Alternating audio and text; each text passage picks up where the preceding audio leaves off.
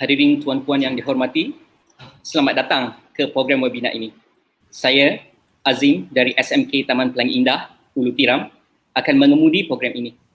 Saya mohon izin tuan-puan untuk meneruskan majlis ini dalam bahasa Inggeris. Assalamualaikum warahmatullahi wabarakatuh and a very good morning. Ohayo gozaimasu and selamat siang. Tuan Haji Kuswandi Tayen, Chief Education Officer, Pasir Gudang District Office, Johor, Malaysia. Mr. Sumitani Wataru, Principal of Iruma Wakakusa Special Needs High School, Saitama, Japan. Dr. Samto, Director of Community and Special Education, Ministry of Education and Culture, Indonesia. Fellow guest speakers, principals, head teachers, and teachers from Malaysia, Japan, and Indonesia. Webinar participants, ladies and gentlemen. Welcome to the first international webinar on special needs education, best practices of school leaders 2021. Ladies and gentlemen, this webinar is organized by the Pasir Gudang District Education Office, Johor, Malaysia. It is dedicated to the discussion of issues pertinent to the field of special education. All the guest speakers are brought together from different settings and contexts, but with the same aim, that is to share best practices driven by action research and classroom innovation. And we are so grateful and humbled by their assent to speak at this event. We are also much honored today to have Tuan Haji Kuswandi Tayen, Chief Education Officer of the Pasir Gudang District Office himself, to grace the event with his presence and support. So it is my pleasure, ladies and gentlemen, to call upon Tuan Haji Kuswandi to deliver the keynote address.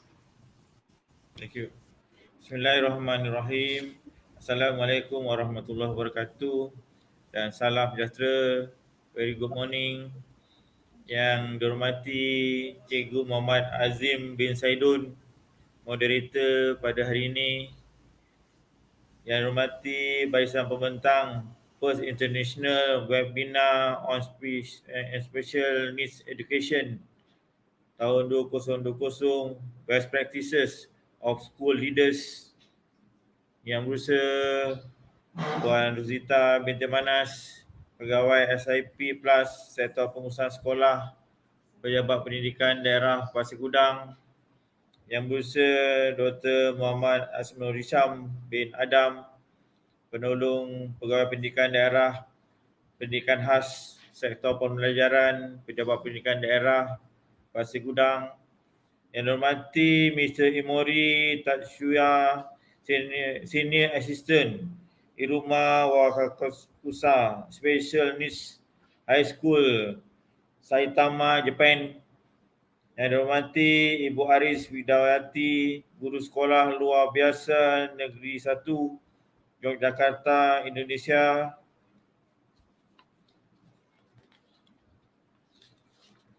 Yang dihormati Ibu Suci Handayati, Guru SMK Negeri 3, Yogyakarta, Indonesia.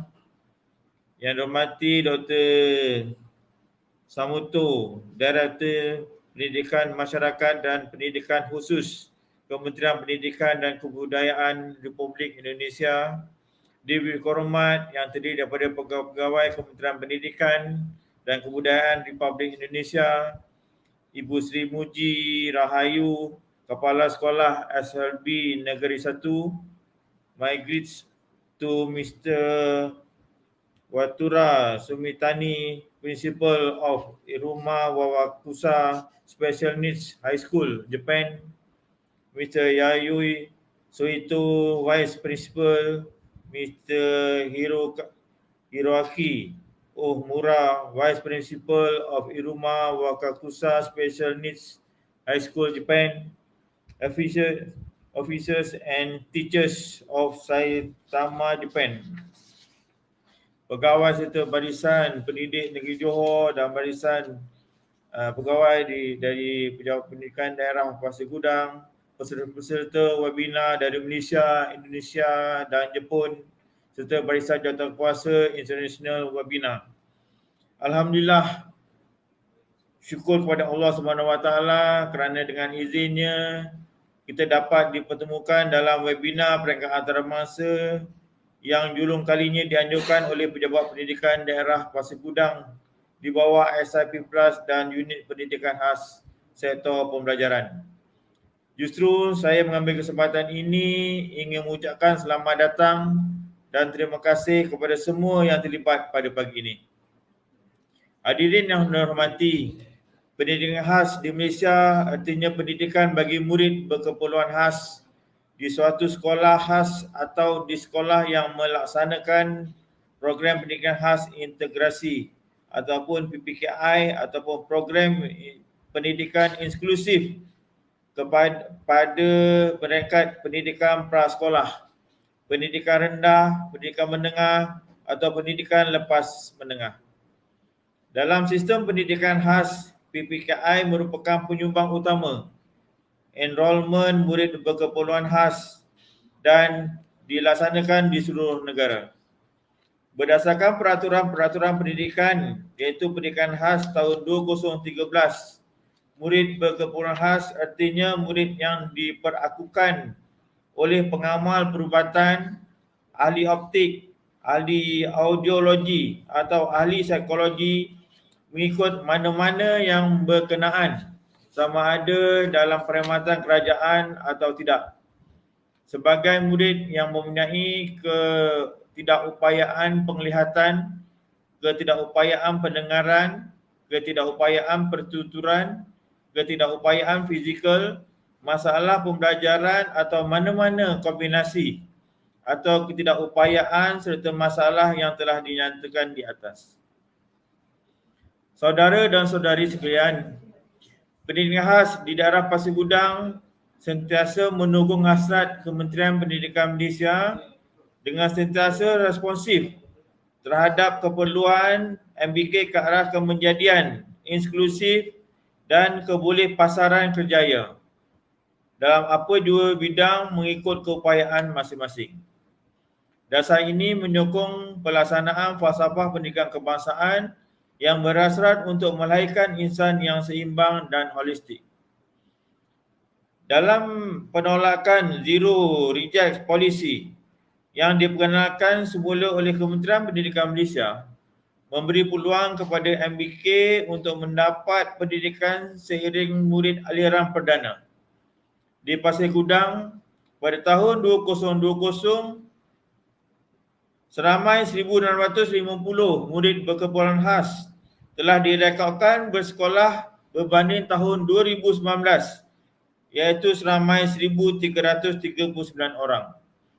Peningkatan murid berkeperluan khas ini jelas menunjukkan murid berkeperluan khas perlu diberi perhatian dalam pelbagai aspek dan keperluan seperti ruang kelas, bengkel, kemudahan mesra OKU, allowance dan bahan bantu belajar yang sudah tentunya menyokong ke arah kemenjadian murid berkeperluan khas. Pendidikan khas di Pasir Gudang khususnya terus melangkah dengan pelbagai aktiviti program dan intervensi walaupun dilanda hebat dengan cabaran pandemik COVID-19. Pada tahun 2021, pembukaan ataupun perluasan kelas bagi sekolah PPKI telah meningkat daripada 34 kepada 41 buah sekolah PPKI. Termasuklah pembukaan kategori pendengaran. Selain itu, prasekolah PPKI juga telah ditambah pembukaannya dari 2 kelas kepada 7 kelas bagi murid berkeperluan khas masalah pembelajaran. Kejayaan demi kejayaan murid berkeperluan khas di Pasir Gudang telah dicapai di pelbagai peringkat terutamanya dalam bidang kemahiran, co-curriculum, olahraga dan penguasaan kemahiran asas MBK. Kejayaan dan kecemerlangan pendidikan khas Pasir Gudang tentunya atas komitmen dan sokongan kolaboratif pasukan kepimpinan, pengurusan, guru-guru, ibu bapa, komuniti dan pihak luar.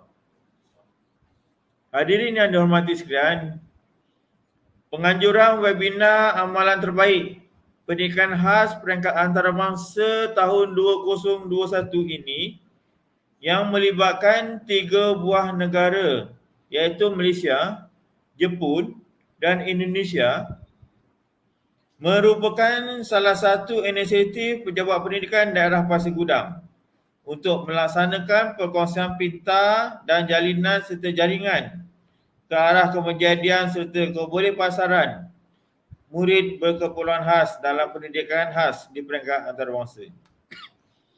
Webinar ini bukan sahaja pelantar perkongsian ilmu dan kepakaran dalam pendidikan khas, malah merupakan hubungan kekeluargaan antara 3 buah negara yang telah sedia lama terjalin. Selepas ini kita akan terus bekerjasama dalam pelbagai aspek dan keperluan MBK melalui memorandum persefahaman bagi mencapai aspirasi pendidikan khas negara masing-masing. Hadirin sekalian, aspek-aspek keperluan murid berkeperluan khas amat penting sekali dalam usaha kerajaan kita untuk membina negara bangsa, membangunkan modal insan dan melonjakkan kecemerlangan institusi pendidikan selaras dengan falsafah pendidikan kebangsaan dan Pelan Pembangunan Pendidikan Malaysia tahun 2013 hingga 2025. Semoga dengan penganjuran ini dapat memberi impak kepada semua pihak, khususnya kepimpinan, pengurusan, guru-guru, ibu bapa, MBK dan komuniti. Tu Ibu Sri Muji Rohaya, Tu Ibu Sri Muji Rohayu, Principal of Sekolah Luar Biasa Negeri 1 Yogyakarta, Mr. Watasu Sumitani, Principal of Iruma Wabakusa Special Needs High School, to all education officers in Japan and Indonesia, I would like to express my deepest gratitude for your support and commitment to our effort to work collaborative toward achieving excellence for our teachers and our special needs students. Sebagai mengakhiri, sekali lagi saya ingin mengambil kesempatan pada pagi ini untuk mengucapkan setinggi-tinggi penghargaan dan terima kasih kepada SIP Plus ataupun School Improvement Partners, Sekolah Pengurusan Sekolah dan Unit Pendidikan Khas Sektor Pembelajaran Pejabat Pendidikan Daerah Pasir Gudang, Unit Sumber dan Teknologi Pendidikan, Pusat Pendidikan Digital Pasir Gudang, Iruma Wakakusa Special Needs High School, Saitama, Japan, Kementerian Pendidikan dan Kebudayaan Republik Indonesia, Jawatankuasa Pengelola Webinar Amalan Terbaik Pendidikan Khas Peringkat Antarabangsa tahun 2021 serta para peserta webinar dari 3 buah negara. Dengan lafaz Bismillahirrahmanirrahim, saya dengan ini merasmikan the first international webinars of special needs education best practices of school leaders for the years 2021. Sekian, wabillahi taufiq hidayah. Assalamualaikum warahmatullahi wabarakatuh dan terima kasih.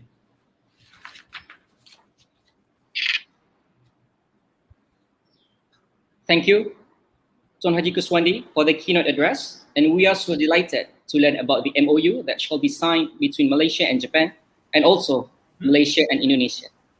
Ladies and gentlemen, we are pleased to witness a collaborative project as this, where we get to learn from speakers and interact with participants from 3 countries, Malaysia, Indonesia, and Japan. Our first presentation is entitled Transforming Special Needs Education Integrated Program and it will be delivered by Madam Rosita Manas, School Improvement Partner or SIP Plus Officer from Pasir Gudang District Education Office, Johor, Malaysia. The second presentation is entitled Building Confidence Through Internship, and it will be delivered by Dr. Tatsuya Imori, a teacher from Iruma Wakakusa Special Needs High School, Saitama, Japan. This will be followed by the third presentation entitled The Reality of Home-Based Learning During COVID-19 Pandemic, Roles of Parents, Teachers, and School Administration in Pasir Gudang, which will be delivered by Dr. Muhammad Asno Hisham bin Adam, Assistant District Education Officer, Pasir Gudang District Education Office, Johor, Malaysia. And finally, the fourth and final presentation is entitled Mataraman is Inspiring, Keep Learning, Be Productive and Cheerful at Home during the COVID-19 pandemic. And it will be co-presented by Ibu Aris Widayanti from SLB Negeri 1 and Ibu Suci Handayani from SMK Negeri 3, Yogyakarta, Indonesia. Ladies and gentlemen, before we listen to the first presentation, I would like to ask that you post your questions or comments in the comment box should you have anything to inquire or share. We will not have a live question and answer session, but rather, these questions will be compiled and replied to at the end of the program. To those with questions, we would really appreciate if you could please state clearly which speaker the question is meant for and which particular point by the speaker the question is related to. Without further ado, let us call upon the first speaker, Madam Rosita Manas, SIP Plus Officer from Pasir Gudang District Education Office for her presentation.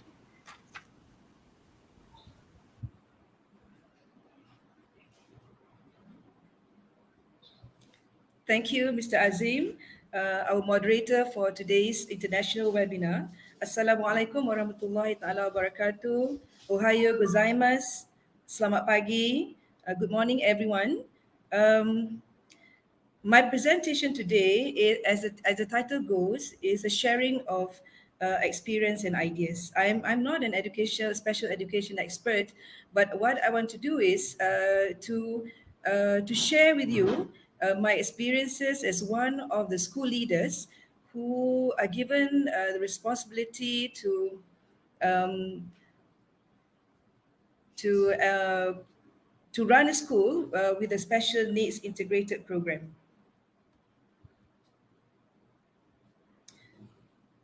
So allow me to share my screen with all of you.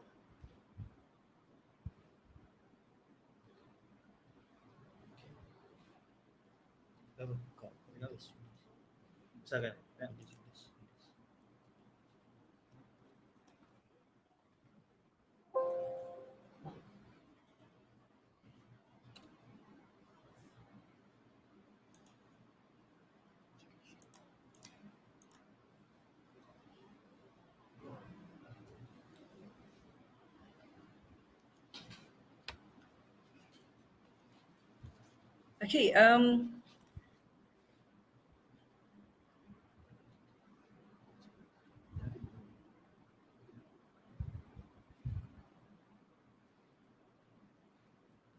Okay, I apologize for that slight delay. Right, so my focus today will be sharing my ideas and experiences in one of the schools in the Pasir Gudang district, which is Sekolah Menengah Kebangsaan Taman Daya, or how I translate as Taman Daya Secondary School.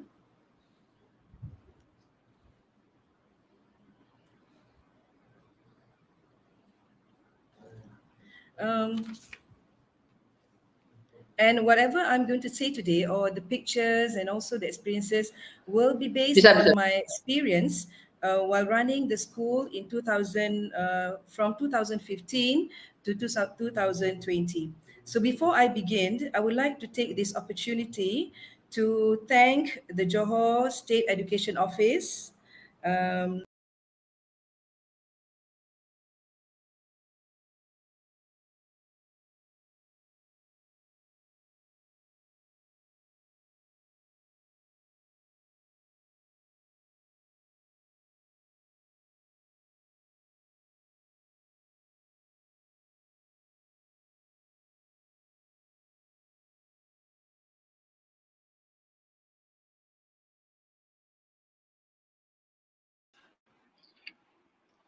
Hello, hi everyone. We are facing a technical problem.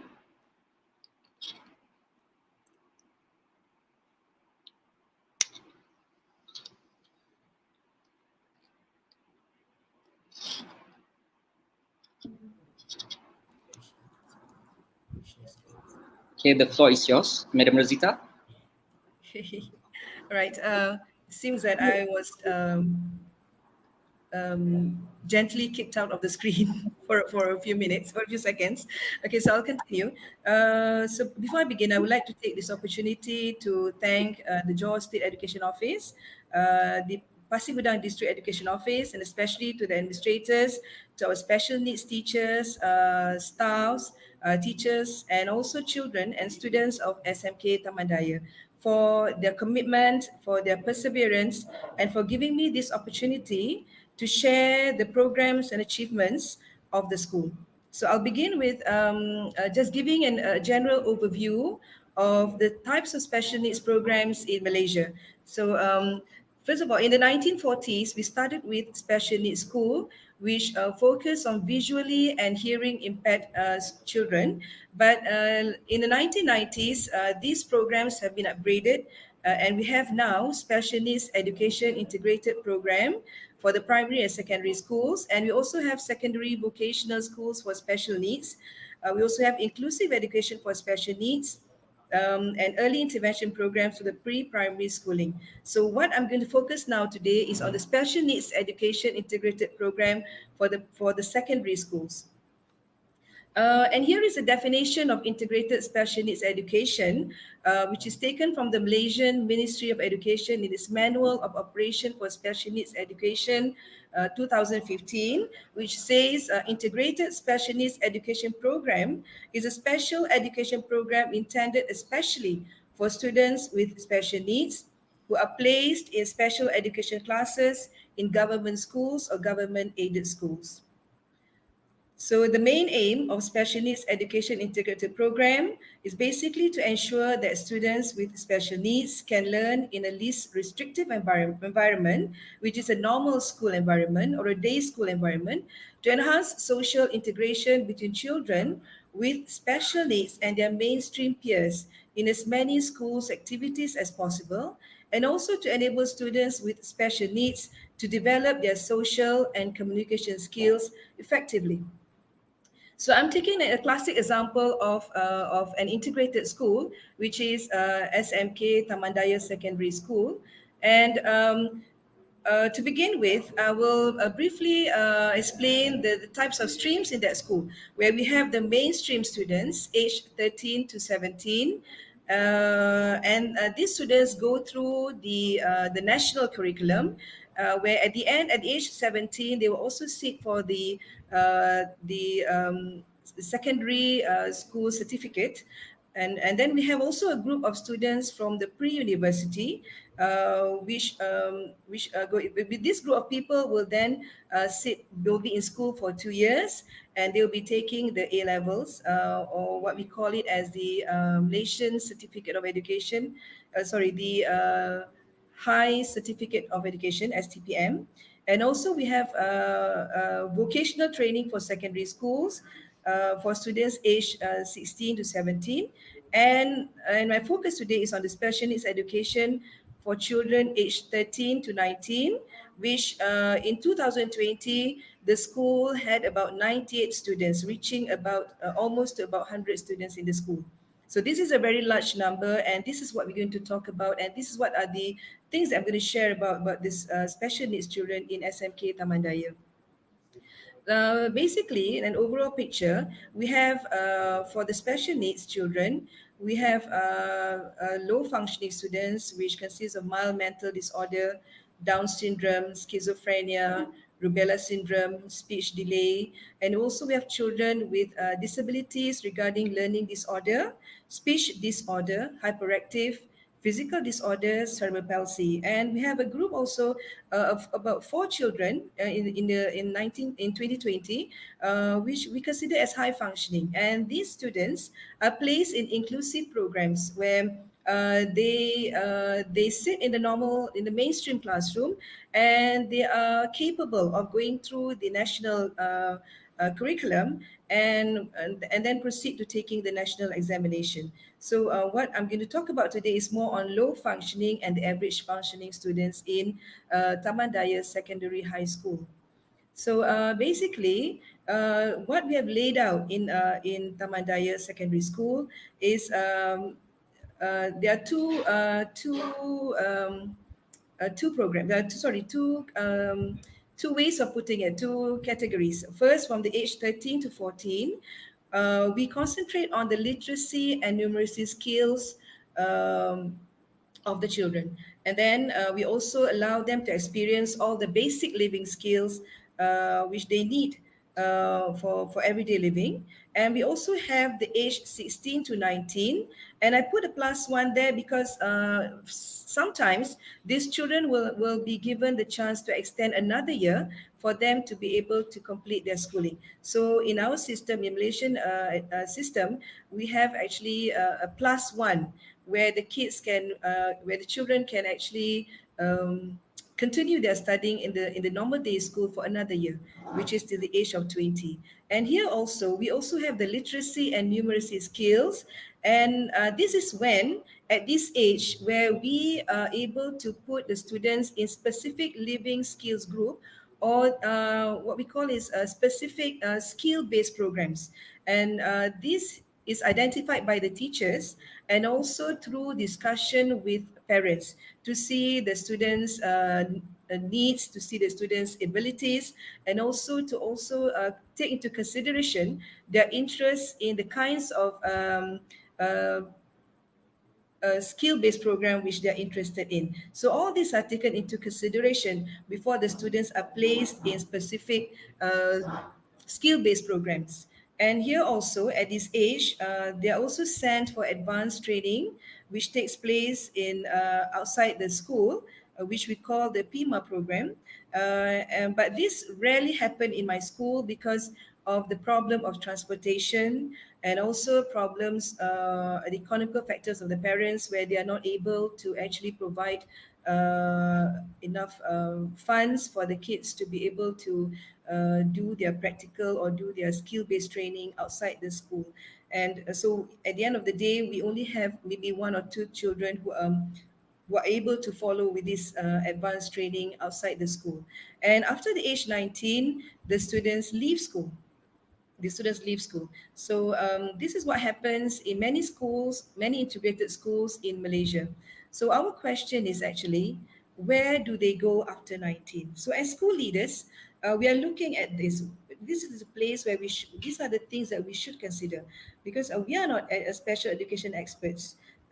So where do they go after 19? And this is a very serious question to address. Of course, when we say we're not an expert, we can always say ignorance is bliss, but no, ignorance is not bliss. For these children, this is their future. So as school leaders, the question is what? What can we do to help build their career pathways, especially in the VUCA world, where many youngsters these days create their job. So they do not wait for the job to come for them. They create their job. So how about this, our special needs children? And how, as school leaders, do we shape the school's programs to achieve meaningful integration for all? So when we talk about integration for all, we're not only talking about integration for the special needs children. We are also taking into consideration the integration of all the students in the school so that there is a sense of belonging, a sense of understanding, and there's a bond between the students in the school. So this is where we talk about achievements. So basically, in the school in SMK Taman Daya or in Taman Daya Secondary School, our integration programs are aimed to achieve to give the students social skills and also to raise their self-esteem. And also the other aspect is the vocational skills, which will then help them to so when they are in the community after they leave school, they are able to work and to find jobs of their own. So these are the two aims of our school, Taman Daya Secondary School. So the challenges here, which we face, and I think many school leaders face, is that providing the trainers who have the skills and knowledge to provide this vocational training. And also we have the challenges of materializing varied transition programs with very limited resources. Of course, there are funds from the Ministry of Education, but the funds are quite limited. And in our case, where we want to have an extensive skill-based programs, we will need more funds. And this is where we need to find ways and means to raise funds in order to run our programs in the school. And also, we also have limited resources in trained special needs teachers. So these two challenges, and plus, we also have challenges in providing the required space to implement vital vocational training, because the school is placed is in such in such situation where we do not have many extra rooms. We do not have many big space, big areas where we can run programs. But so these are the challenges that we face. But then we will see afterwards what we do to overcome these problems. Okay, and the next challenge is also convincing and inspiring not only the students, but the teachers, the parents, community, the stakeholders, that the school can actually provide them with a good skill-based programs that will enable the kids to, which will enhance their vocational skills. And also, another challenge that we face is strategically planning activities and programs that enhance integration amongst the students in the school, which benefits both the special needs children and also the children in the mainstream. So these are the general challenges that we face. And I think these challenges are also faced by many of the school leaders here in Malaysia. So, but then again, when we are the school leader, when we lead a school, so we're not saying that these challenges, when we face these challenges, we have to stop we are going to stop there.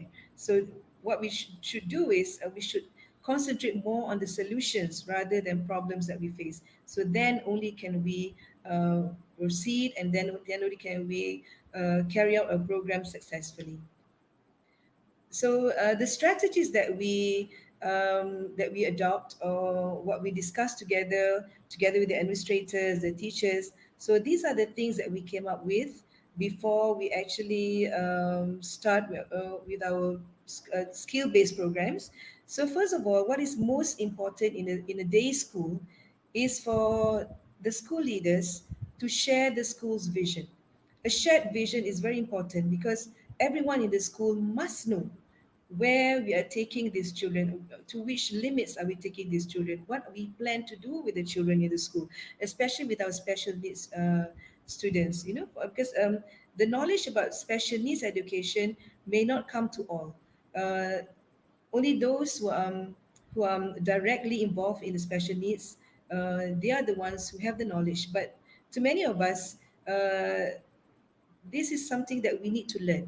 So actually, special needs education is actually a lifelong learning process. And also at the same time, we need to promote. We have to promote this program in school, and we have to keep talking about. You have to explain to it in our assembly. We have to explain in our meetings when we do our professional learning sessions. So we need to promote this program so that the whole school understands what we are planning to do with our special needs program. And we have to educate, and we have to create awareness not only in school but outside the school, the community, the district office, the state office. So this awareness must come first, and then only can we create a bond among the teachers, the children, and also the whole school. And then we also have a vocational workshop for teachers, because these teachers who come into the special needs education, not all of them have skills in certain areas. For example, if we want to do bakery, or we want to start with a laundry program, so these teachers have to go through some sort of training where they can actually impart this knowledge to the children. So it is a duty of the school leaders to encourage, to empathize, to give moral support, and most important of all is to provide the fund for the teachers to go out and find this and to to attend vocational workshops. So this is very important when we talk about encouraging the teachers. Then the next one also is we want to bring in experts to the school. So we have to have an open door policy. Then only can we bring in the experts, and these are the experts who will then guide us into running these skill-based programs. And we also have, fortunately, in Tamandai Secondary School, we have a very strong parent support group who are always ready to support the school in terms of manpower, in terms of skills, and also in terms of funds. And also we have strategic partnership with vocational colleges, with the NGOs, and also government organizations, which these people will then help us to run our school, our skill-based programs. And another strategy that really helps in improving our self-esteem and to widen our knowledge are school visits, benchmarking programs. We also have excursions for the children so that they will go out into the real community and actually experience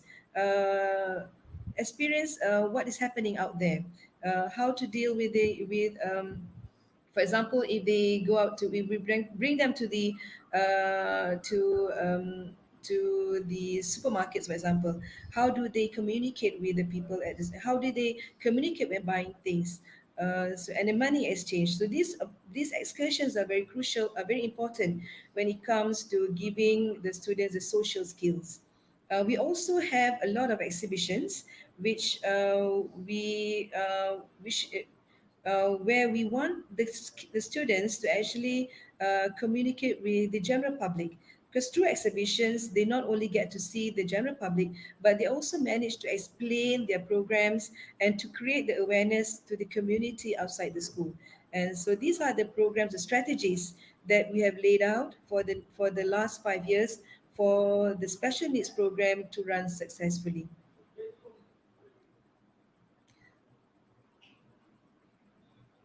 So So, ladies and gentlemen, these are the skill-based programs that we have succeeded in implementing in Tamandai Secondary School. So we have the planting and processing of roselle. Roselle is a kind of, it is a rare kind of berry in Malaysia. It's berries. They are berries which is quite rare in Malaysia. So we are trying to revive this planting of berries, and we also have a laundry and ironing services. We have craft projects. We have cooking, baking, food packaging, and serving skills. We also have a mock house project. A mock house project is where the students learn to do housekeeping. They learn to do cleanings, making up beds, washing the dishes, and a normal day-to-day living skills. And also we have the landscape and ferro cement project, which we managed to run in the school for the last 5 years. So I will then show basically those are the projects that we have done, and what I'm going to do now is I want to share with you pictures of the children. So I think may these pictures speak thousand words to show you what the students have gone through and what the teachers have gone through to make these skill-based programs a success. So if you see here, this is where the students learn how to. This is the beginning of a Rosa project. Of course, when we started out, the children do not really have to dig up the soil themselves. This done. We get experts from outside to do that. So what they learn is just basically how to set up the area for planting, and then so this is when the trees started to grow. So they learn to fertilizers, they learn to tend the plants. So these actually take a slow process of actually giving them the skills, but it is a worthwhile skill. And also so this is an example of a roselle berry tree. As you can see there, the fruits there. So this then will then be processed. So these are the berries, the roselles, and these will be processed into roselle juice and also roselle spread, which were then sold to the students, teachers, and to the community outside the school. And this also helps us to increase the school's funds indirectly. So here the students learn how to process, how to package, and also how to market their their their produce. So, and this is a craft project basically for the low functioning students where they learn how to make gifts, especially for weddings, for school, festive seasons. And the community outside were very supportive. They actually paid us, and or they actually sent out orders for us to make these gifts for them. So it's actually also another source of income for the school. And also we have the batik program, and and this is the laundry skill services, a very small space. As I've told you earlier, that the school has very limited space, but we make do with what we have. So we have a little laundrette where the children learn to wash, to operate the washing machine. A very simple skill, but for these children, it takes some time, it takes patience, it takes a lot of practice, and which before they can eventually operate the machines. And they also learn how to iron.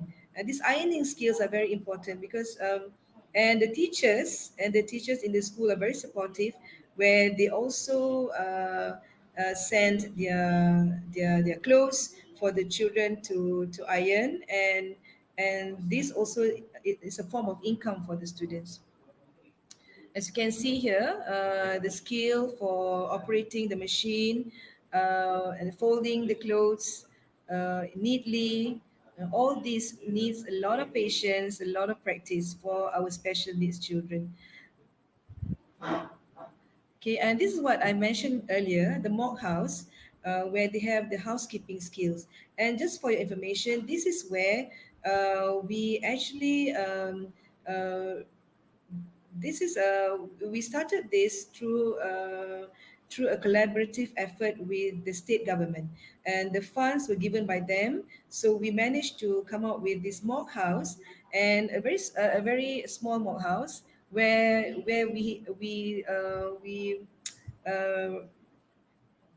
we set up the place that looks like a proper home where the kids can actually practice their living skills. So as you can see here, we have some sort of a mock bedroom, we have a mock dining room, we have a mock living room. All these come in tiny spaces, but then again, this help the children to actually help them to actually improve their living skills. We have a small landscape area, and also we have ferro cement projects. These are the kids, what the kids have come up with. This is the bigger project. And also we have a bakery where they learn how to bake. We have a small pantry or small kitchenette where the students run these programs. This is a sample that we have in the school. Where you can see here at the back, there's a small kitchen or a small pantry where they conduct the bakery classes. And this is the produce. So those are the skill-based programs that we run in the school. And what I'm going to show now is the other meaningful integrated activities where the kids actually they actually run the programs together with the students in the mainstream. So these are the examples. For example, the Speakers Corner. Speakers Corner is a program which is introduced by the Ministry of Education, where every school has a Speakers Corner, and the students can actually come up to give a speech, or they can sing, or they can recite poetry, they can perform a short drama. So we have this in the school canteen, and it is of course not limited to the mainstream students. So we actually include all our students in the special needs education to perform on the stage during recess time, where the school can actually watch them and give them support, and also and this also increase their self-esteem in many ways. So you can see here, these are our two children from their special needs education class, and they're performing a song in front of their friends in the from the mainstream. This is our inauguration day, the school leaders, students leaders inauguration day. And our special children from the special needs integrated program are also elected as one of the school leaders boards. So as you can see there, there's a group, they're also amidst their peers waiting to receive the inauguration. So, and this is during our co-curricular activity, where all students set up stalls to sell their goods, and our special needs children are also not left behind. They also have a stall, and here they learn how to communicate with their peers through this program. As you can see here, this is during our Teachers' Day, and the children are actually performing. And you know, at this stage, when we have done all the programs in the school, when we have carried out integration programs, when we have all the skill-based programs, the students are no longer timid or shy. They are very they became very confident, and they can find any time to come up in front of the rest and do their performances. And this is a very good example of having a very high self-esteem among the students of our special needs education. This is a performance during our National Day. As you can see there, how happy they are and how confident they are in front of their peers. And this is during the celebration of the Chinese New Year, together with their mainstream peers. And this is when they join with the mainstream in our morning exercise session, where we have every Tuesday. So these are the things that we try to we implemented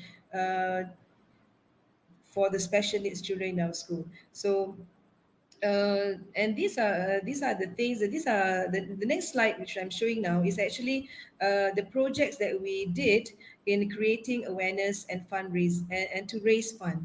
So we have the special needs education outreach program which we did in a mall, a shopping mall. We have exhibition at Johor Student International's Leaders Conference. We have the local community projects. We have Wednesday sales in school, and we also set up exhibitions in many programs set by the government, by the Ministry of Education.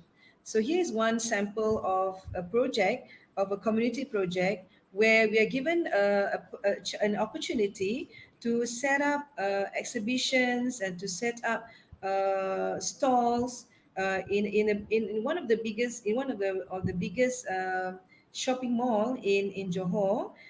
So we're given an area where the children can actually exhibit their crafts, and they can exhibit their programs, and they can explain to the wider public what we have been doing in school. And in a way, this is actually creating a greater awareness for the community, as you can see. And the support given by community was overwhelming, and they actually had this for a week, and they really enjoyed it. And this is a form of collaboration for the school and also the malls. This one's example where where people from who came to the shopping mall actually sat and tried out these craft projects with our children. This is where the exhibition, and you can see here, one of our special needs student is actually giving an explanation about the school program to one of the dignitaries of the conference. And this is an interactive activity too, where the special needs children and the mainstream students, they had a indoor game competition. And this is our school visit to Yogyakarta. And I think Ibu Suci and, Ibu Aris is quite familiar with this picture, because this is when we visited the school in Yogyakarta, and we actually brought our special needs students for this visit. And this is where we do the benchmarking, and we had a networking with the two schools in Indonesia. So these are the awards and achievements that we received during the 5 years in Tamadai Secondary School. We have been awarded by the Johor Showcase Special Needs Education Program, the Johor Showcase Green School, and we also received the Gold Award for Environmental and Sustainable Developmental Education Competition, which is run by the Special Needs Education Children, which again I refer to the Roselle Project. And we also had the Gold Award for Entrepreneur Program, Best Community Project Award, and the best award of all, which I must say is our students. Many of our students were accepted to further their studies in higher vocational trainings, because these students, to enable them to enter these higher vocational trainings, they need to show some sort of skill-based skills, and also they must be able to go through the interviews, and of course through the exhibitions, through the skill-based programs, through their communication with the community. These students have no problem at all when they are placed in where they are faced with their interviewers. So this is one of the biggest achievement that we have through our integration programs. So positive changes, of course, we have indirectly, we have extended our learning space not only to the classroom but outside the school compound. We also increase in students. There's also an increase in students' attendance. We have increase in teachers' morale and rigor. We also have an increase in students' self-esteem and sense of belonging. And also there's an intensive meaningful integration for all students in the school. And as I've said earlier, it is not only for the special needs children, but also for the children of other streams in the school. So to end, so I would like to again state here, I would like to emphasize again that integration or inclusion is not about the child fitting in and meeting mainstream education. It is about making changes to the school system and environment to ensure the child participates fully and meaningfully in an environment that sees them as individuals with potentials of their own. And finally, what I would like to share is every child deserves a champion, an adult who will never give up on them, who understands the power of connection and insists that they become the best that they can possibly. So with that, I end my presentation, and I thank you once again to all of you for being here with us and for joining us in our sharing. Thank you very much.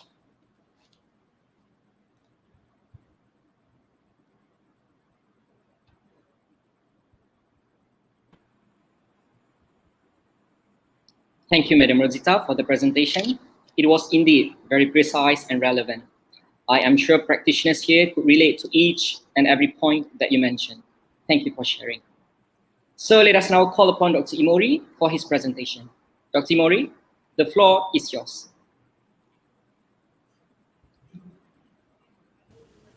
Okay.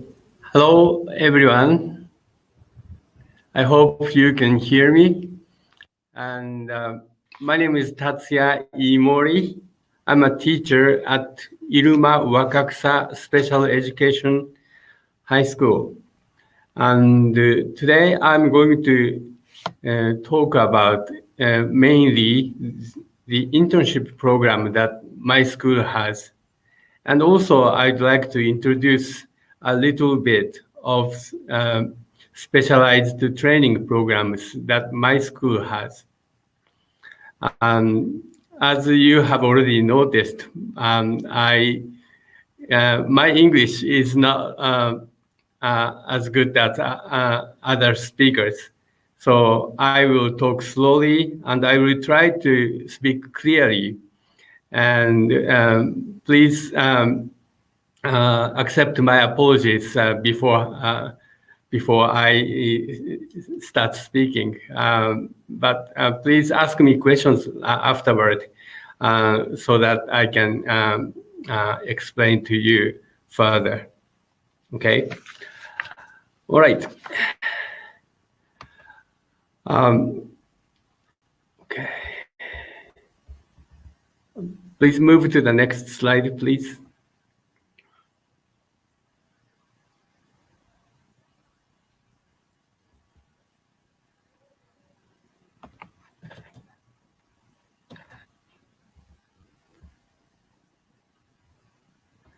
Yes. First, I'd like to talk a little bit about my school. It's a state-run 3-year special needs high school for the mentally challenged. And our school motto is, of course, written in Japanese, but if I dare to translate it into English, it's like, be confident and shine bright in the society. So as you can tell, my school's mission is to help students get a job after graduating from this school. The age group of students is from 15 years old to 18 years old. Okay, next slide, please.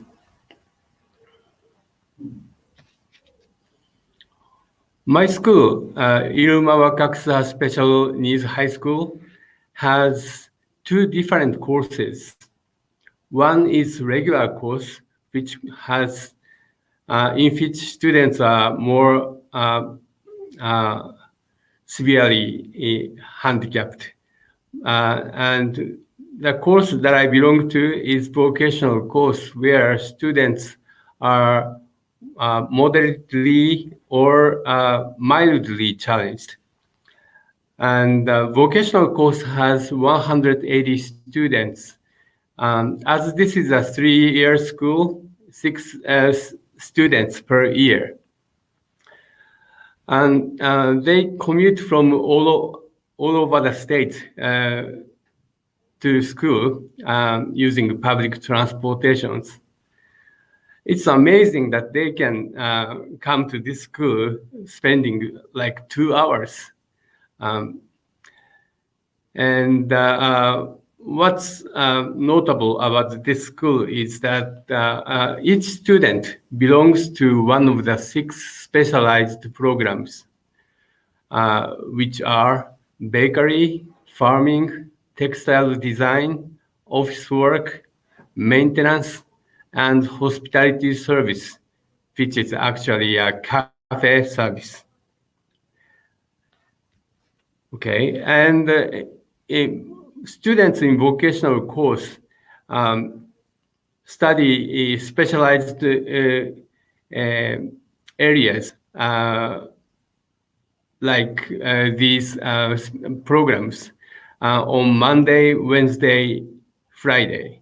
So from morning till like 3:30 in the afternoon, they are engaged in activities in those specialized courses.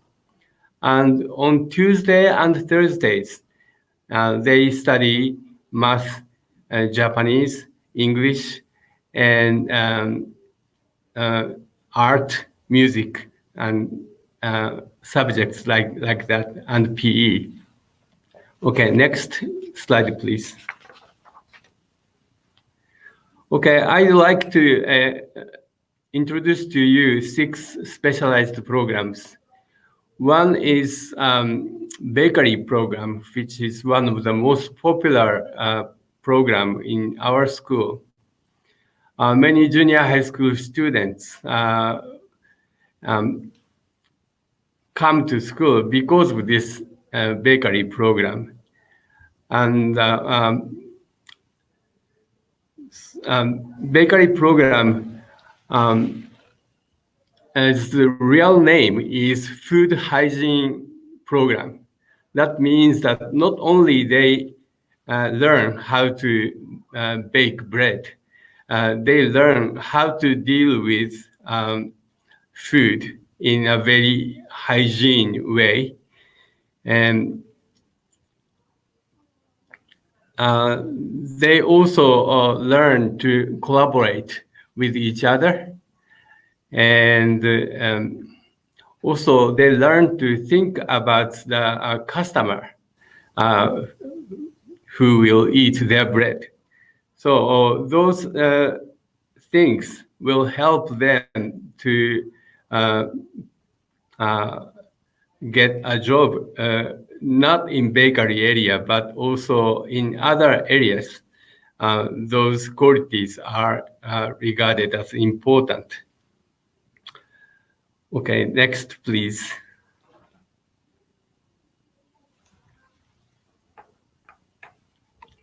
Next slide, please. Okay, next program is farming program. My school has pretty large farm ground, and students learn how to use machines to cultivate the ground. And also, after that, they grow vegetables, and they have opportunities to sell those vegetables to people in school, as well as people in the community. They sometimes go to local farmers' farm ground to help the farmers. Also, in return, they learn the skills and wisdoms that those professional farmers have. Okay, next, please. Okay, third program is textile design. Students in this program are typically girls, but there are some boys in these programs. And they make clothes, bags, and other accessories. And because of this COVID-19, they made a lot of masks too. And they sell those goods to people in the community. And also they make things for the local people. One example is that there is a kindergarten near my school, and the students made a lot of masks and lunch bags for kindergarten kids. And so if you visit my school, you see a lot of thank you letters from those small children.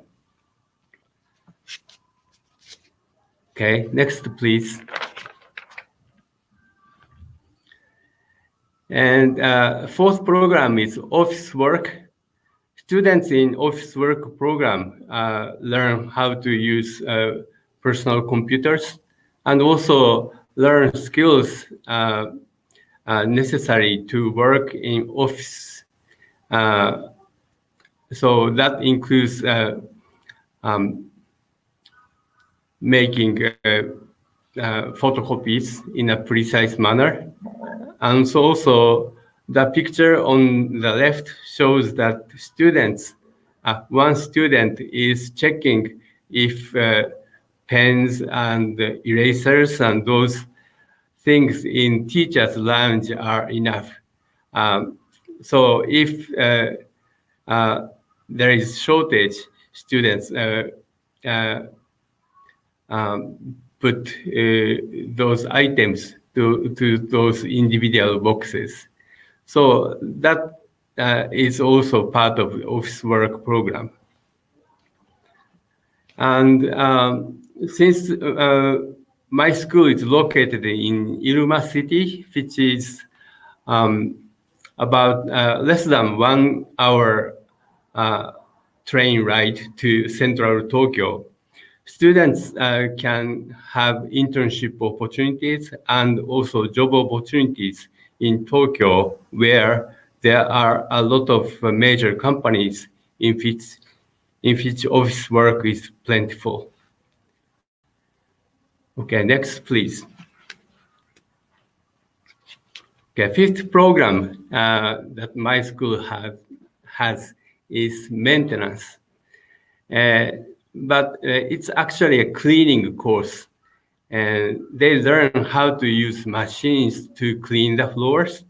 And also they use traditional cleaning tools to clean the floor, windows, restrooms, and so forth. They also learn how to take care of the trees in the garden. And also they learn how to wash cars. So teachers sometimes need to let them clean their own cars. Basically, they are cleaning those cars in a very neat manner. And also students in maintenance program visit local high schools to get cleaning opportunities. So it's amazing. They visit many places to do the cleaning activity. So they contribute to the community in a great manner. Okay, next, please. The last program is hospitality services, and which is a cafe program. And Iluma Wakatsu High School is a cafe open 3 days a week, and it is open to the local people. And students, teachers, and people in the community visit this cafe to order drinks and buy bread that bakery program students baked. And the picture on the right shows cafe students carrying bread that bakery students baked. And because of COVID-19, currently the cafe is closed to the local people. However, before the pandemic took place, this cafe was quite full of people during the 3 hours of operation every day. Okay. Oh, okay. The next, please. You went too far. Okay, one slide back, please. Okay, never mind. I explained a little bit about 6 specialized courses, and I've already explained to you that students are engaged in training in those specialized courses that they belong to.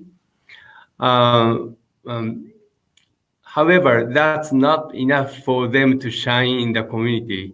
They need to practice what they have learned in school in the community.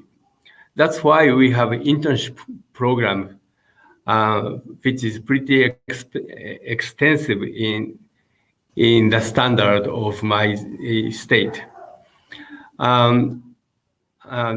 As I explained already, this is a vocational program, but this is quite rare in the state of Saitama. We have only 3 schools that have vocational course that have a vocational course. That's why students from far away commute to my school.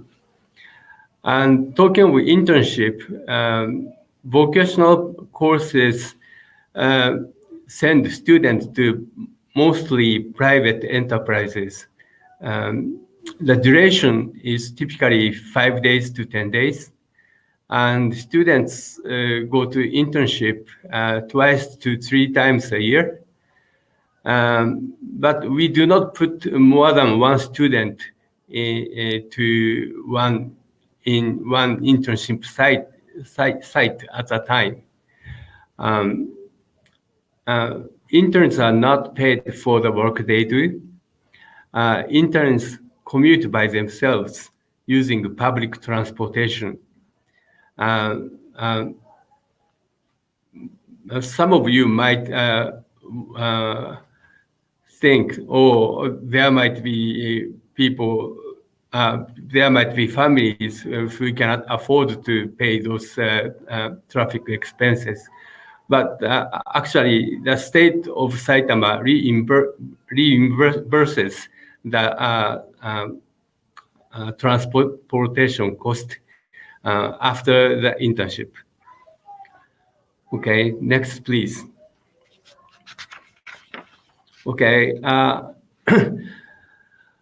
put pictures as an examples of those internship sites.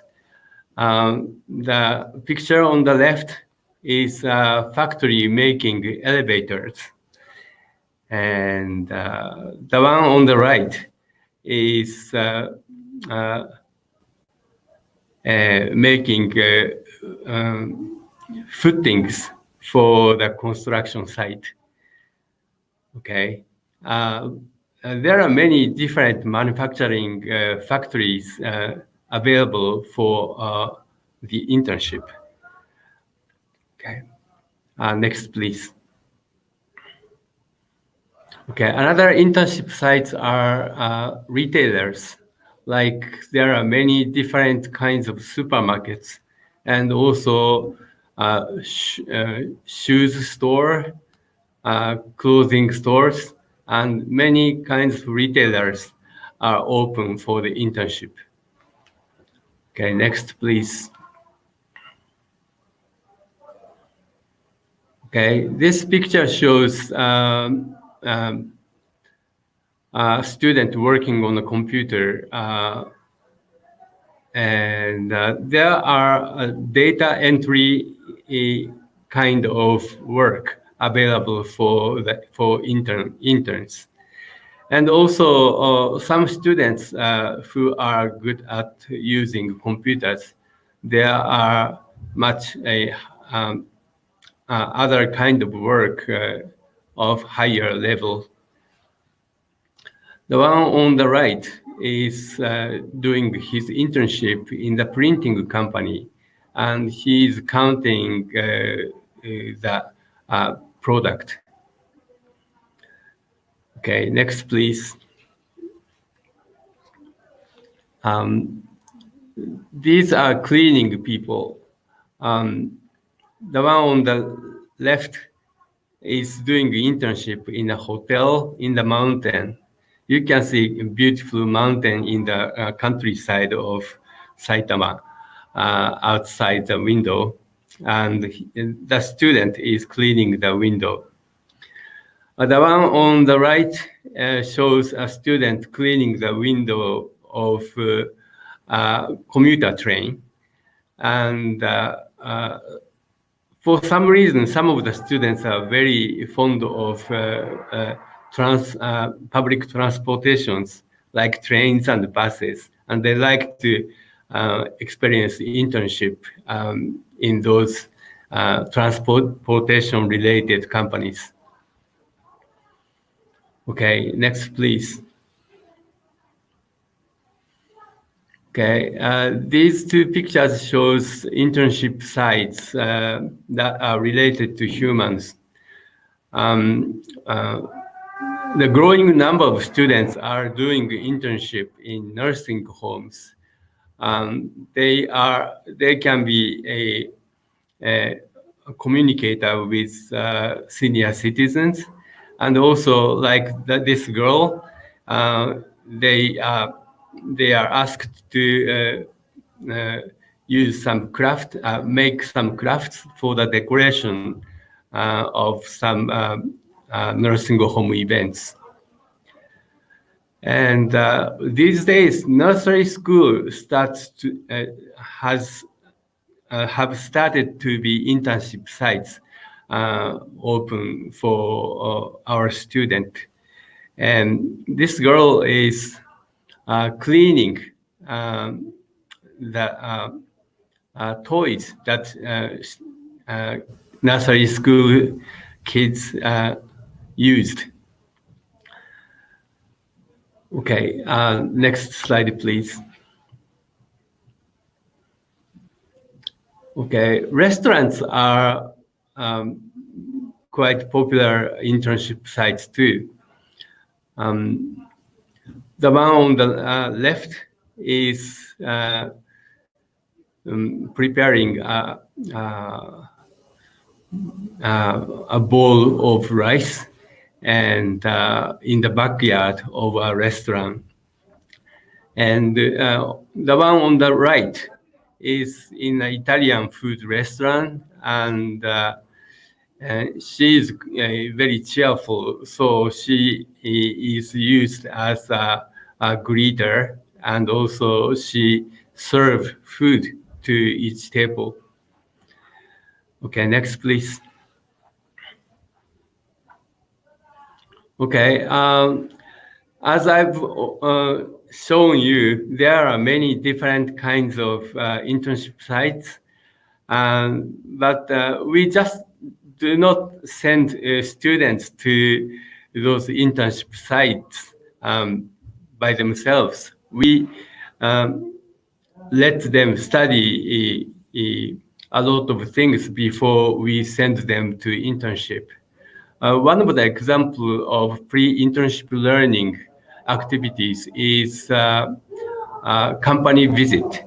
And this year, because of COVID-19, companies did not like to accept so many people. So we divided students into several groups. So those groups visited different companies. So this group of students is visiting a bicycle company, bicycle retailer. The gentleman standing on the left is a graduate of Iruma Wakaksa, and he has gotten a job and he has worked there for a few years. So current students are asking questions to the graduate about the work, about the life as a graduate. And after they came back to school, they put together what they have learned and make small newsletter like display, and they put it in the hallway of Iruma Wakaksa High School. Okay, next, please. Okay, internship process can be understood in the PDCA cycle format. Students are asked to make their own goals before the internship. They visit companies before, visit his or her internship site with his homeroom teacher to discuss about their internship before the internship starts. So in that opportunity, a student tell the company personnel what their goals are. And before internship starts, career guidance specialist in the school, like me, talk with students and try to let them talk about their anxieties, so that they can cope with those problems better. And during the internship, they keep a journal every day after each day's work. And they ask the the school asked the company to put some feedback every day in their journal. And after the internship, on the very last day of the internship,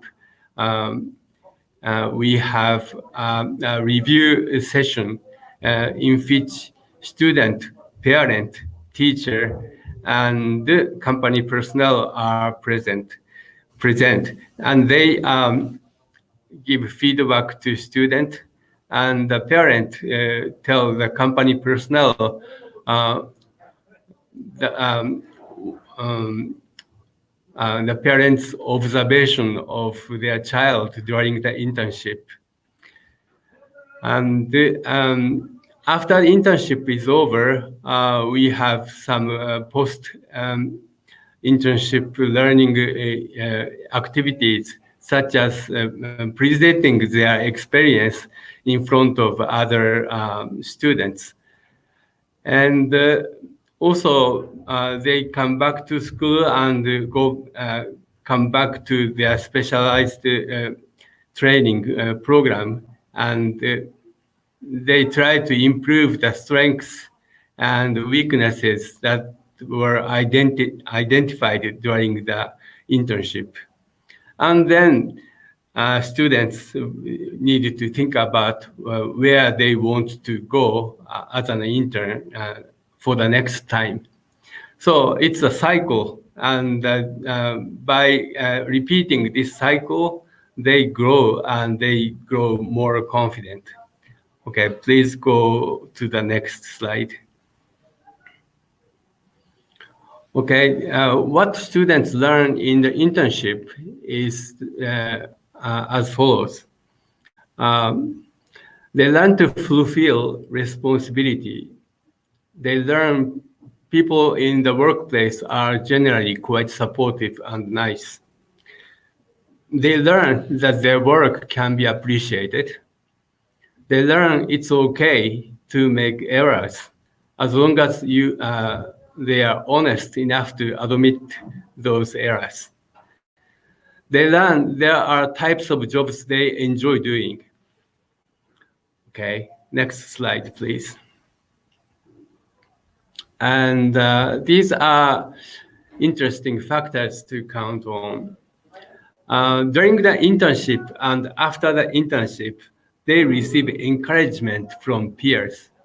The teachers do not ask students to help give encouragement, but students naturally are interested in what other students are doing in internship, like what kind of work they do and how people in the workplace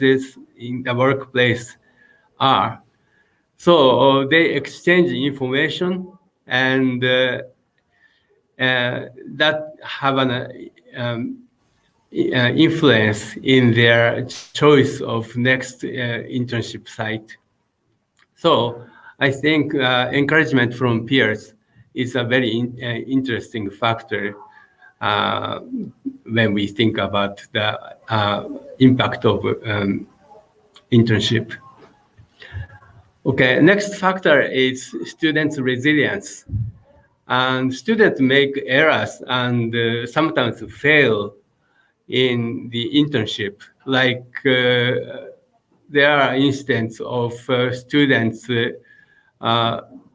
started not being able to go to the internship sites because of some reason. And also students make a big mistake in during the internship. In those incidents, teachers help students think those mistakes in a positive manner. Like if a student realize that he is not good at working in that field of work, that means that the students can have better understanding of his or her weaknesses and strengths. So their understanding of their aptitude has been improved. So reframing failures is a very important process of mind. And at the beginning, teachers help them to do that, but they naturally start to do that by themselves. And independence is that that I mean is that they start to decide on their career choice by themselves, which is very amazing to me. Because when they came to this school, parents decided to send them to this school. It was not their choice. But gradually they become independent and they can make their choices, which is amazing. Okay, I will give you one example. Please go to the next slide. Okay, this is a story of a boy. And he went in the first year, he went to a cosmetic factory to make tiny boxes for the cosmetics. And it's a line kind of work. So in the belt conveyor, there are many items just coming to him, and he has to make boxes in time for those items arrived. So he actually fainted and he had to go home earlier. That was a failure to him. But from that experience, he could learn he cannot do the work, the type of work he stand in the same place for a long time and doing the same work. He doesn't like that kind of work. So he decided, okay, so the second and third internship opportunity, we suggested that he should try supermarket in which he could walk around, and the type of work is various. So he sort of liked it, and we thought that he would eventually get a job in supermarket. But one day, when he was in the second year student, he came up to me and told me that he is interested in cooking. So we were surprised, but we sent him to a Chinese restaurant as an apprentice, and he repeated his internship for several times, and he became quite good at it. And when he first came to our school, nobody thought he would be a chef, but he somehow found that he has this strong interest in the course of this internship, in this series of internship. So he is going to start working in April as an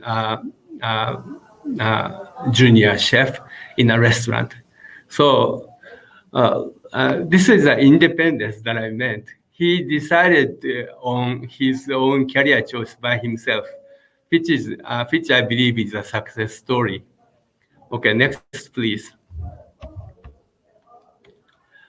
Okay, the impact of internship program is not only on students, but also on companies which accept our students. These are the examples of what people in the companies could learn. It is okay to work with persons with disability, which means that before an intern came to the company, some of the people were very afraid that those students with a mental handicap could not work at all, or those kind of stiff idea of disability. But after the internship started, they learned that those interns are quite nice to work with. Okay, second thing is skills that interns have differ from person to person. As teachers of special education all know that each student is different. So we cannot, companies, people in the company started to think about the individual, not the category of mentally challenged, which is a good thing. And also, third thing is that with appropriate support, persons with disability are reliable at work. And lastly, the managers started to realize that there are kinds of work within the company that persons with disability can do. Beforehand, companies, managers tend to say that, oh, the kind of work that my company have is sort of very difficult. So it's maybe too difficult for handicapped students. But that kind of idea gone. And so which is a good thing. Okay, next slide, please. Okay, in this company side of impact, there is one factor to count on. Positive changes that take place in the workplace. I have seen and heard that people in the company started to talk about their own family. Before the intern came, people are sort of hiding that their family members are handicapped. But they started to become open about their family. So, and gradually, that kind of atmosphere changes the communication between the workers. And also, there are people in the company who started to be very nice to the interns. And they seem to like helping other people, like helping interns. So because of that intern, the student, they started to express their kindness, and that could change the way they work in the company. So those things may lead to change in the community, like they talk about the intern when they come home and with family members. And family members may have different idea about mentally handicapped people. So gradually, this internship program is changing the community. Okay, next, please. Okay, I think that the internship program of Iruma Wakaks High School is improving, and there are a lot of graduates who have gotten jobs. For example, the current third-year students are pretty, about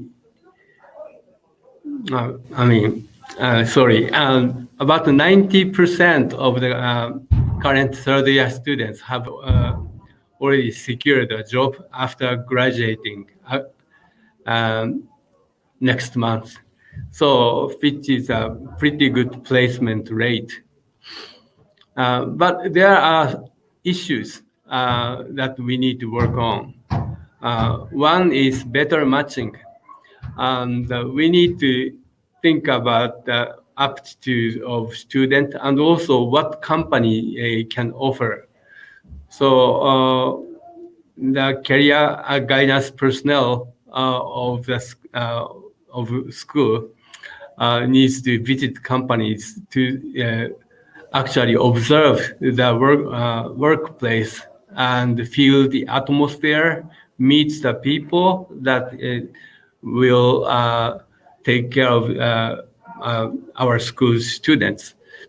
And so by doing those things, there will be better matching, but it's time consuming and it is a difficult thing. And because the thing that I mentioned, teachers tend to overwork. In addition to teaching classes, teachers have to visit companies to attend preliminary meeting before the internship and also review meeting after the internship. So they have to travel like 30 minutes, 1 hour on the train, by car, and they come back to school. So it's quite tiring. So some teachers are complaining, and it is difficult that we need to, we can manage this program in a better manner. Okay. One last issue is the follow-up for higher retention rates. After students graduate, and they will be taken care of by community agencies for retention in the workplaces in which they have gotten a job. But school also will sometimes contact students and to see if they are doing okay in the workplace. So collaboration between those community agencies and school is an interesting issue. And if we collaborate better, retention rates could go higher. Okay, next, please. Okay, conclusion. An internship program has been overviewed. It seems internship empowers students who are mentally challenged. To make the program more effective and sustainable, there are things to work on. Internship program benefits companies which accept interns. It helps the community become more inclusive. Okay, next, please. Okay, this is the end of my presentation. Thank you for listening. ありがとうございます。And please feel free to ask me questions. Again, sorry about my English, but I hope you get something that you can relate to.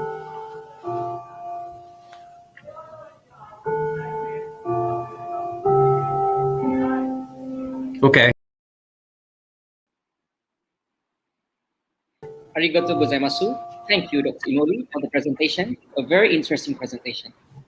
To all participants, may I please ask for your cooperation to fill in a registration form for your e-certificate. The link will be shared in the comment box.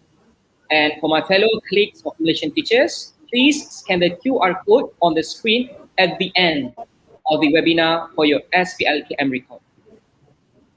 Ladies and gentlemen, we have now come to the third presentation, so please help me welcome Dr. Muhammad Asrul Hisham Adam, Assistant District Education Officer, Pasir Gudang District Education Office, Johor, Malaysia, to deliver his presentation.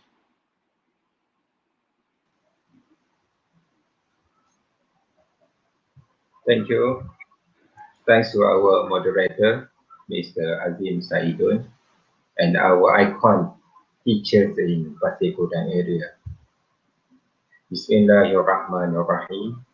Assalamualaikum warahmatullahi wabarakatuh.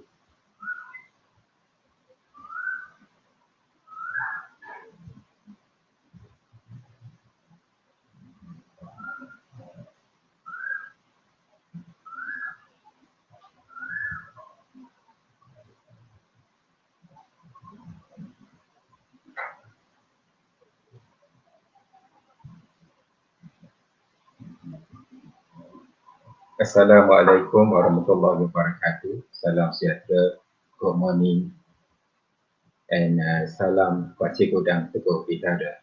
Ladies and gentlemen, I'm Muhammad Astor Hisham Belanda from the Special Education Unit, Learning Sector, Pasir Gudang District Education Office, Johor, Malaysia. Our tagline here, Pasir Gudang Teguh Bidara.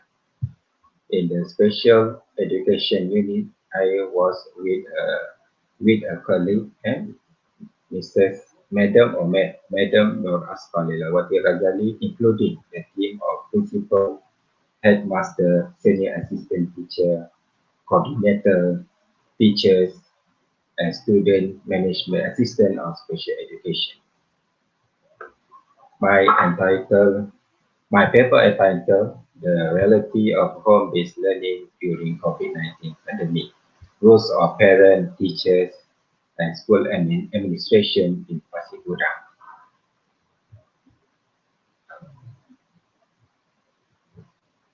This the education leadership line at Pasir Gudang District Education Office.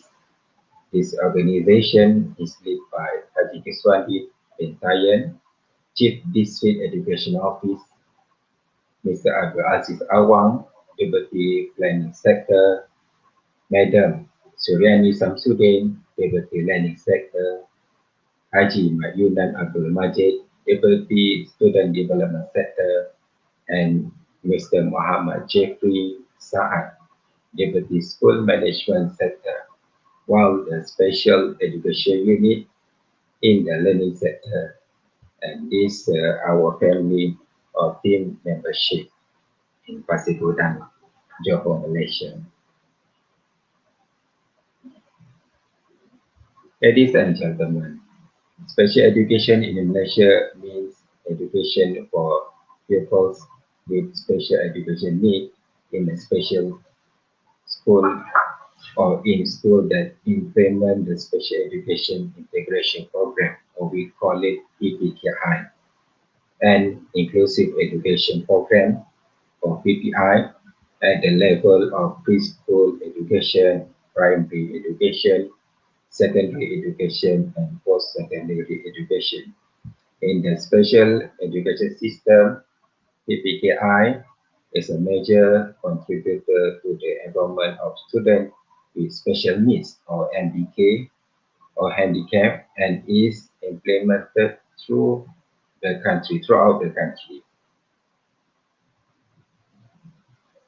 This is the distribution of number of special education programs integrated by state in Malaysia in 2019. And Johor is the state with the largest number compared to another state, to other states. Next is the number of school students with special needs in inclusive education program. As you can see, all states in Malaysia in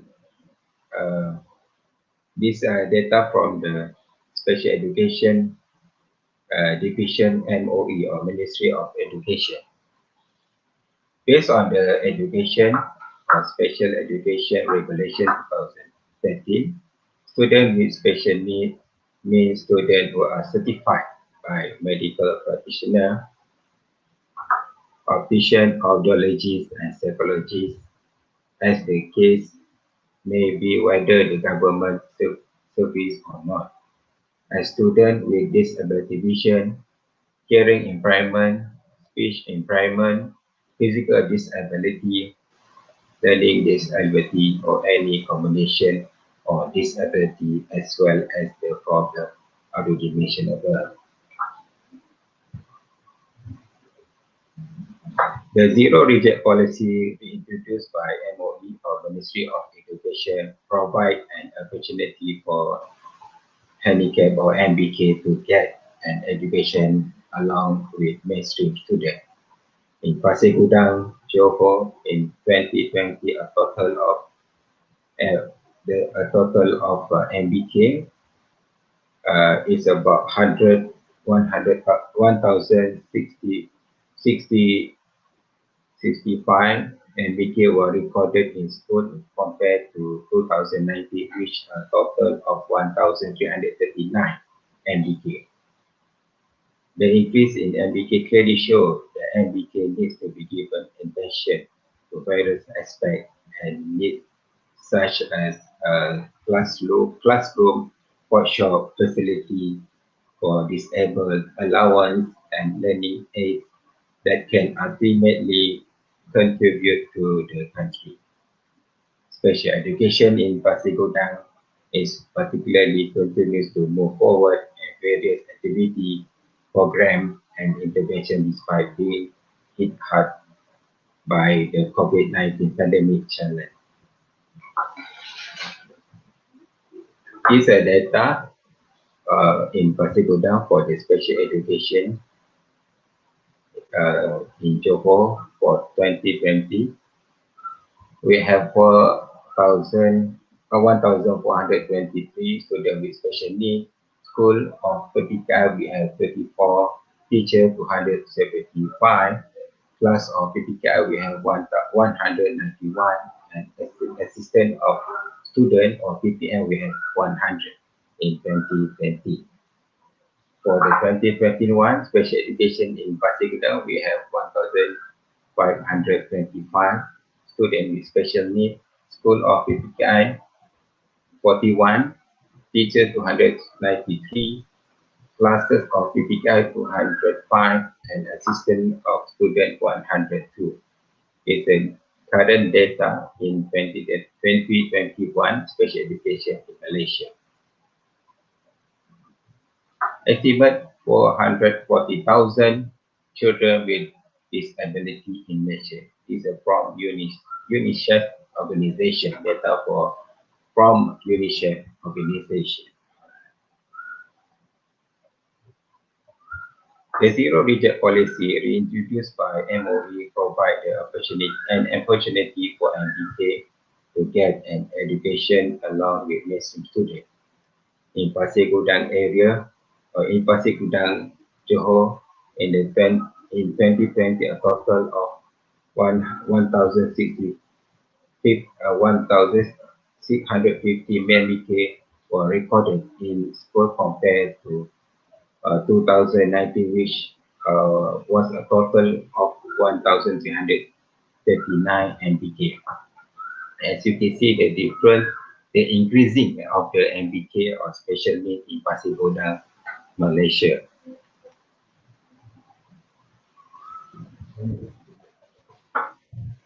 In 2021, the opening or expansion of classes for PPKI school has increased from 34 to 41 PPKI schools, including the opening of hearing category.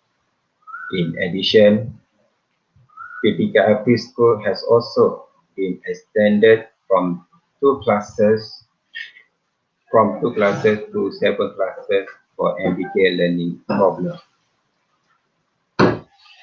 Success of MBK in Pasir Gudang have been achieved at various levels, especially in the field of core curriculum, athlete, and mastery of MBK or of MBK basic skill. The success and excellence of Pasir Gudang special education is of course due to commitment and collaborative support of leadership team, management, teacher, parent, community, and outsider. Ladies and gentlemen, what is the home-based learning or HBL? Home-based learning is having lesson, classroom interaction, and lesson material accessible from home. Teaching and learning at primary school has been conducted in home setting, which is not known in the literature as home-based learning or HBL. The school home-based learning may also come with a timetable that your child has to adhere to, as your child will not be doing at their own place, at their own pace. For almost all students from primary school, secondary school, junior college, to even tertiary institution, home-based learning will be a way of life. It's from White Book 2020. Home-based learning, this definition from MOE 2021. Home-based learning, home-based teaching and learning, or PDPR, we call it in PDPR in Malaysia, means teaching and learning, or PDP, implemented at home or our community center or at any suitable location. Home-based learning, home-based teaching and learning, or PDPR, can be implemented online and or offline structure and plan. PDPR is implemented when students do not be able to enter school within a certain period of time due to disaster or pandemic or other reason with the approval of the state of register.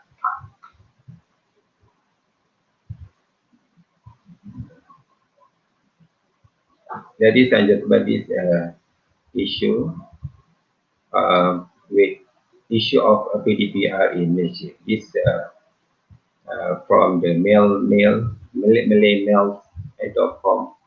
Implementation of home-based teaching and learning for students nationwide is seen a challenge not only for parents but also teacher and student in having to face very issue.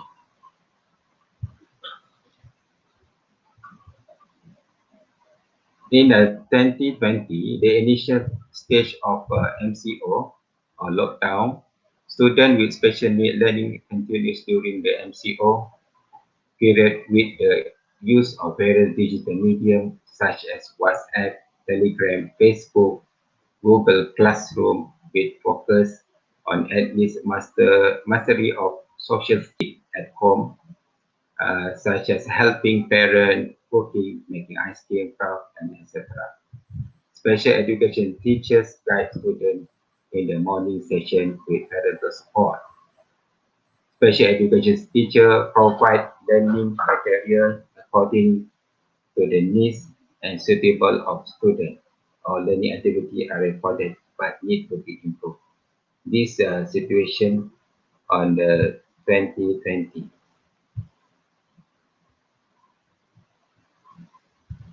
The COVID-19 pandemic challenge with the MCO action we face pose a very challenge to be made to continue their MBK learning in particular. MBK from low to high function needs to be given virtual or online learning exposure by our teacher with parental support. There are also certain pressure faced by parents where the occurrence of the MCO is among the problem Facebook behavior when staying at home for too long. Parents are also affected by this situation and asked to open the school as soon as possible. HPL platform show that use of WhatsApp, Telegram, YouTube among teachers in Pasir especially is the highest compared to another platform.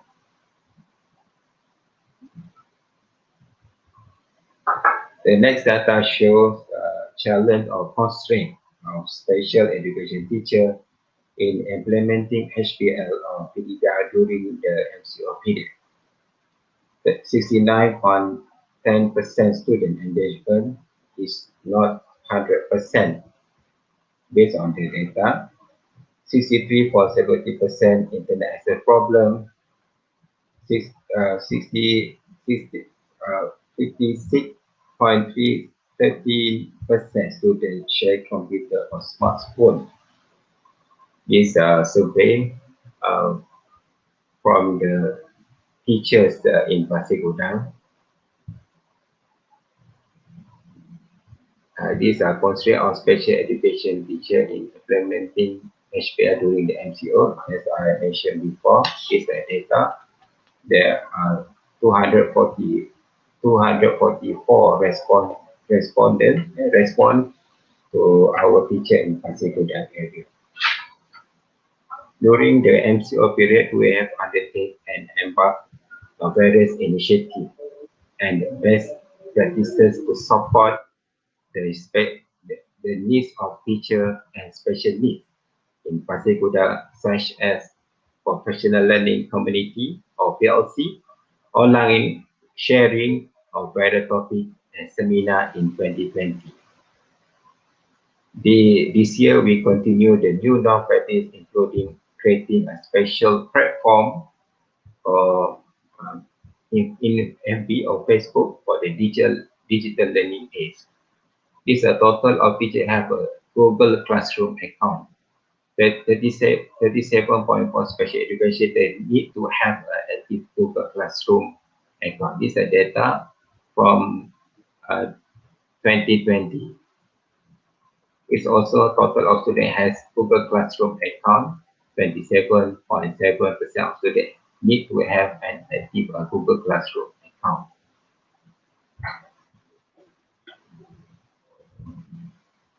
The data show record of home-based learning and during the MCO.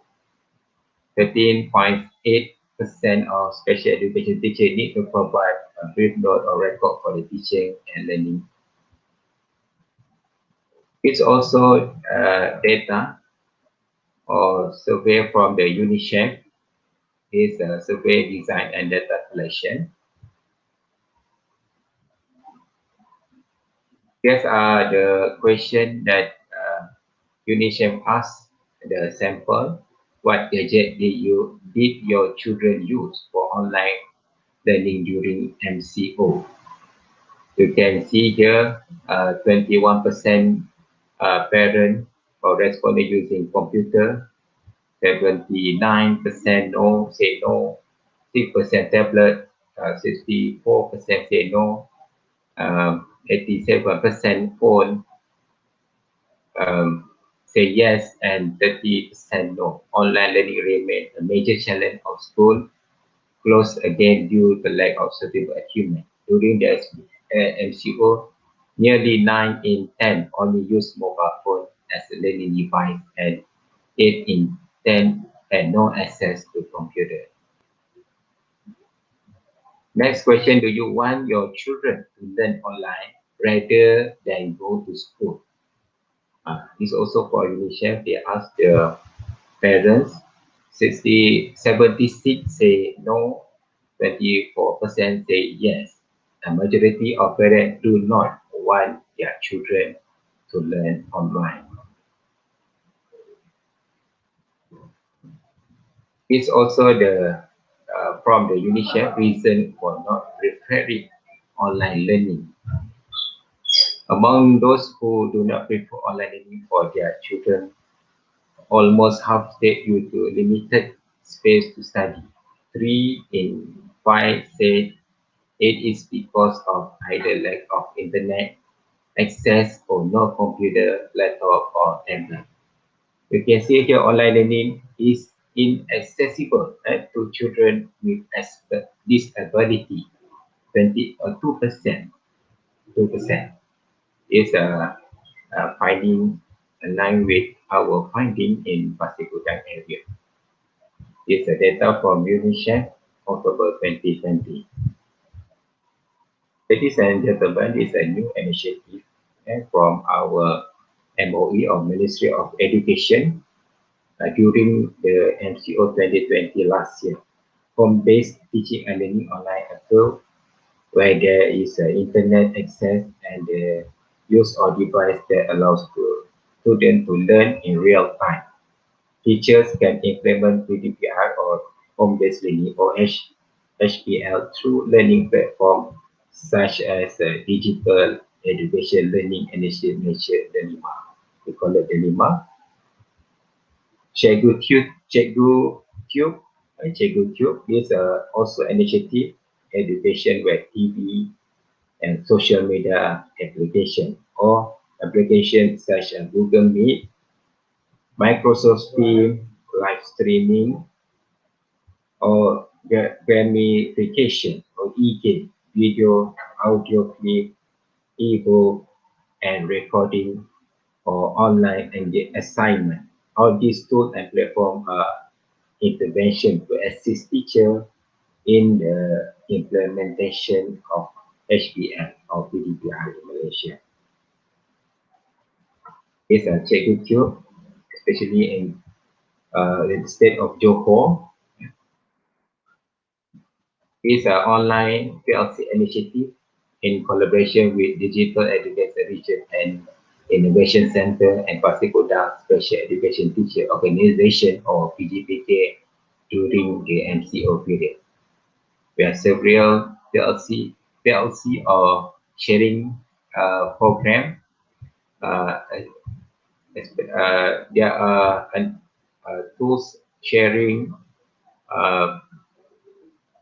education individual plan, talk sharing about the MBK, inclusive education, teaching and learning, pedagogy or tools, also the basic literacy talk in home.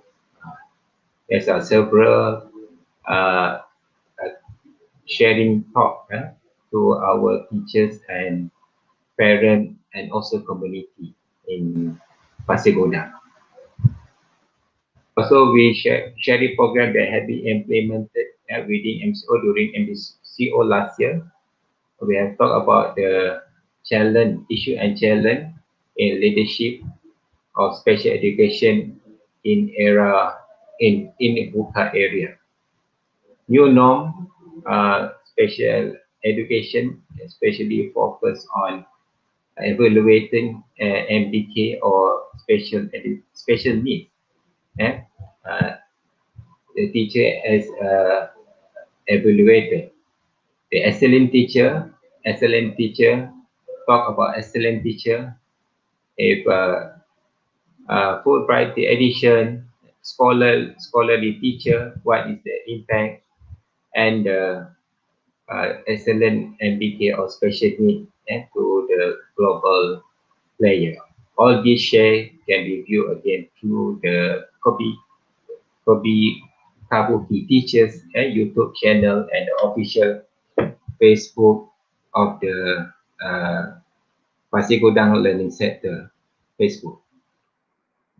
These are the picture of our sharing session that already done by last year. This also we can see through our YouTube channel Pasir Gudang. Is also collaboration with two countries, Indonesia and United States, with Mr. Azim. There also seminar of leadership and management for special education in Pasir Gudang District 2020 last year. There's a new initiative for this year. We also develop FB or platform for the digital aids for our teacher in Pasir Gudang area. This program for the approach our teacher to program for Fulbright Key is also a new initiative for this year. Issue and challenge, new norm, talk about the management in leadership and management for the special needs with Madam Rosita me and our icon teacher. There's a new initiative also talking about the PDPR or home-based learning. New best practice, new norm. We share with two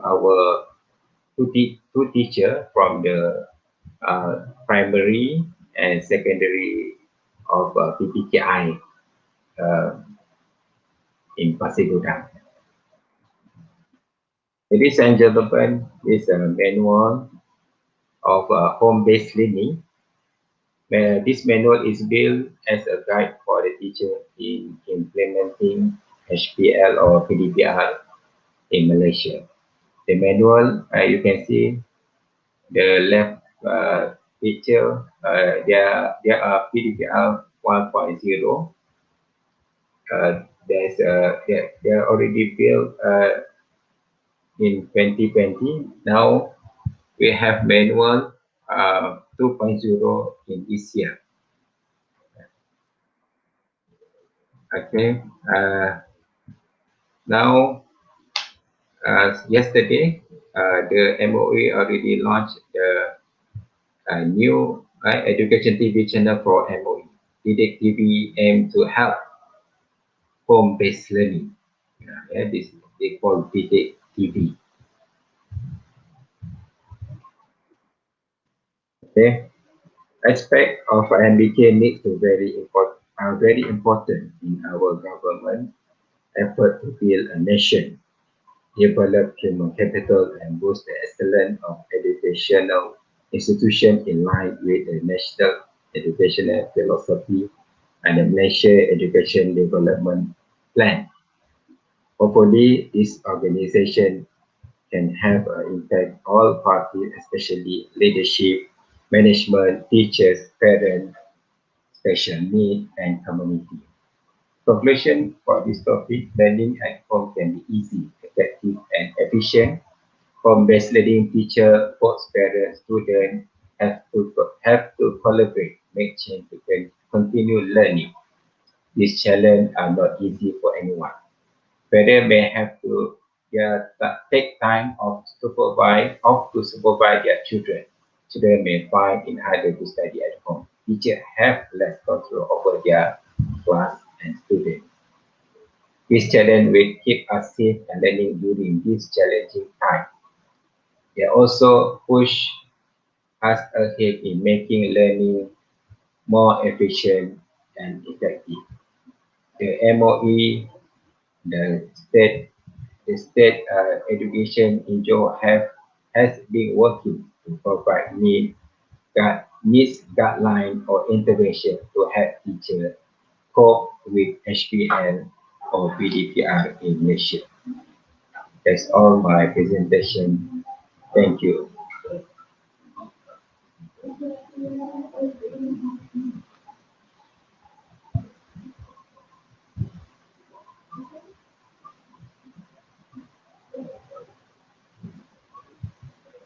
Mr. Aziz, mic. On your mic, Mr. Aziz.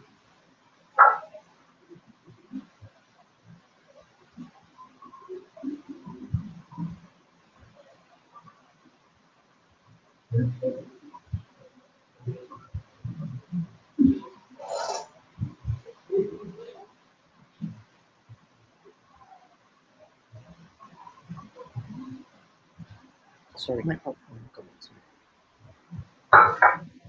Thank you very much, Dr. Asno, for the presentation. A gentle reminder to all participants, may I please ask for your cooperation to fill in a registration form for your e-certificate. The link will be shared in the video description.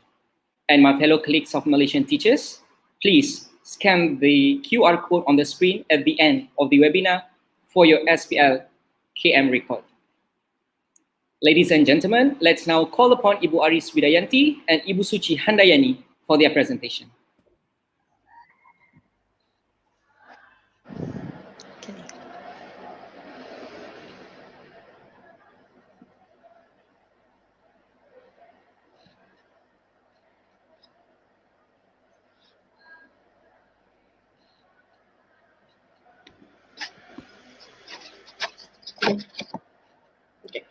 Okay, thank you for Mr. Azil Saidan.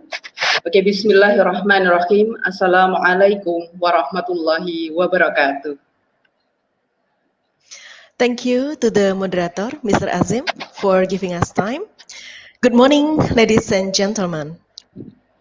First of all, we would like to express our gratitude to Mr. Haji Kuswandi and Madam Rosita, who has invited and given us opportunity to share in this webinar. Also for Mr. Umari and Mr. Muhammad Asnur Hisam, who has willingly shared their great experiences in their school and institution.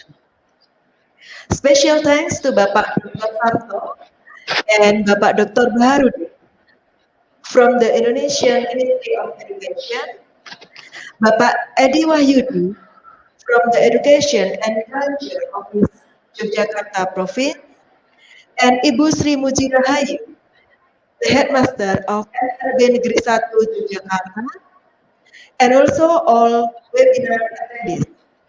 Thank you for joining us. Okay, would you may I have the screen, please?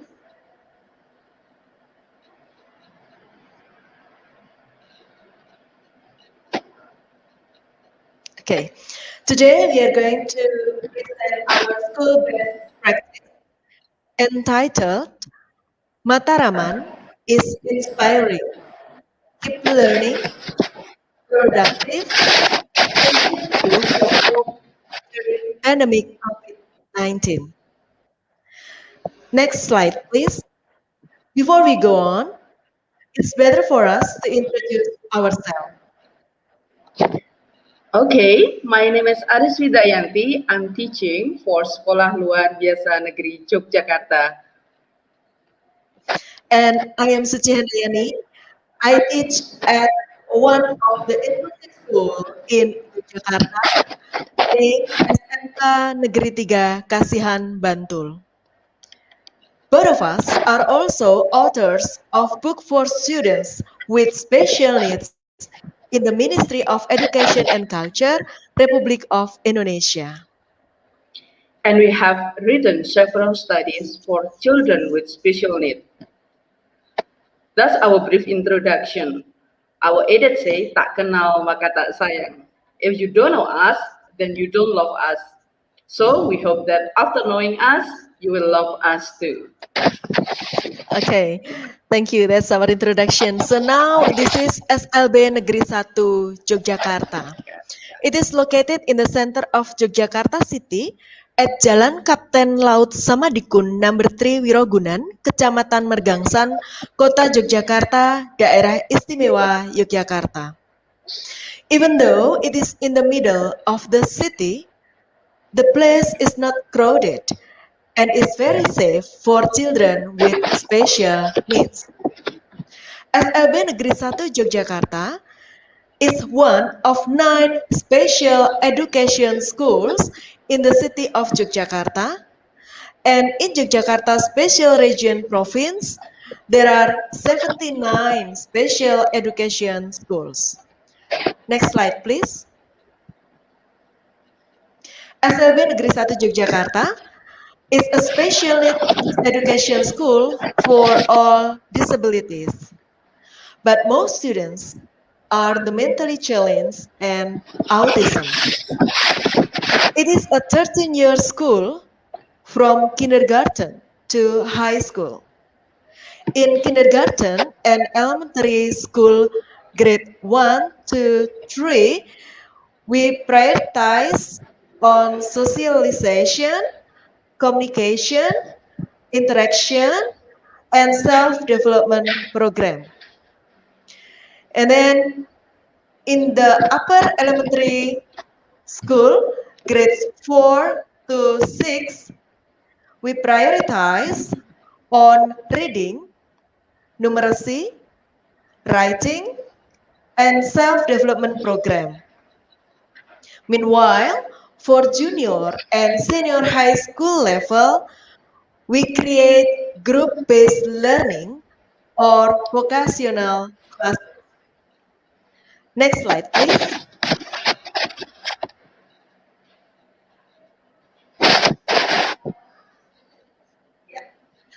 We provide 10 vocational classes, namely batik craft, and then fashion, makeup class, bead craft, parcel making class. Next slide, please.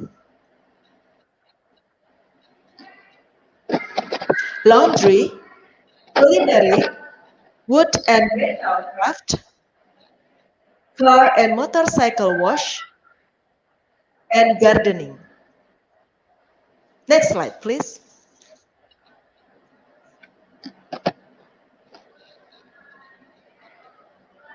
Ibu Aris, please. Okay, next slide. Next slide. Sudah ya? Belum nampak di buat saya. I can see the slide. I cannot see. Okay. Okay. The vision of our school is Mataraman. It stands from Mandiri, Takwa, and Ramah Anak. Or in English, we can say creating independent and religious children and becoming a children-friendly school. To better appreciate our vision, all members of SLB Negeri 1 Yogyakarta do Mataraman greeting and by clapping hands, and we would like to practice here. Mrs. Suci, Ibu Suci, are you ready to practice tepuk Mataraman? Okay. Yes, Okay. of Okay. course. Yep. Okay. Tepuk Mataraman. Mandiri, Takwa, Takwa, Ramah Anak, Mataraman. Yes. Like this. Okay, before COVID, every morning ceremony we do Mataraman clapping as a warm up. Our students are very happy to be able to clap Mataraman together in the school year. Mandiri years mean that our students are taught to live independently, can help themselves, and then do their personal needs without help of others. And furthermore, our aspiration is that our students become financially independent and can work to support themselves. Meanwhile, Takwa is to educate our students to obey worship according to religion. Our school make it a habit to carry out worship together in the morning and the afternoon, duha and duhur prayer for Muslim and prayer together for the Christian. Besides that, we also instill honest behavior and respect for others. And then the last one is Ramah Anak, which is our school priorities friendly service to our students. It is hoped that students can study in the school environment, such as home with the comfort and friendliness of all student members. Okay. And then the mission, ladies and gentlemen, the mission of our school are, the first is to implement learning and guidance effectively and competitively, and then second, to develop vocational skill according to the students' abilities, and then the third, to carry out coaching and religious guidance in accordance with the religion processed by students, and then the fourth, to promote a sense of unity and togetherness, and then the fifth, to cultivate the habit of living politely, namely smiling, greeting, courtesy, enthusiasm, and sincerity to all school members. And the sixth, to cultivate clean lines and living in a green, cool, and clean environment, comfortable and safe for studying. All right. Now, All right. ladies and gentlemen, to make it clearer, let's watch our school profile.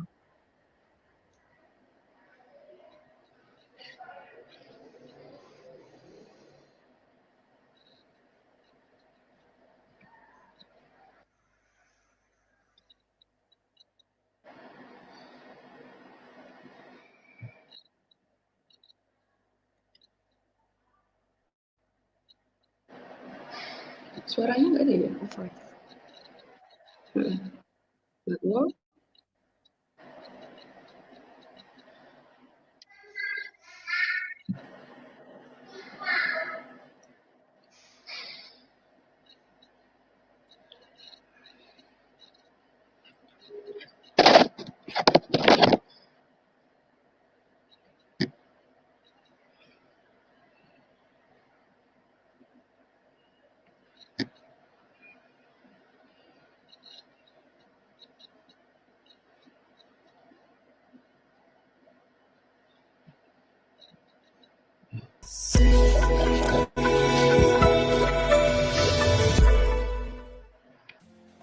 SLB Negeri 1 Yogyakarta is one of special need education school in Yogyakarta.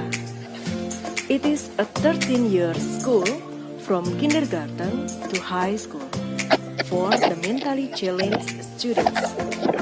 It is located in the center of Yogyakarta city.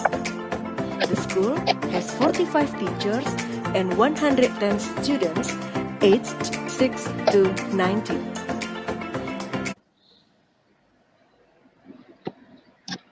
Assalamualaikum warahmatullahi wabarakatuh.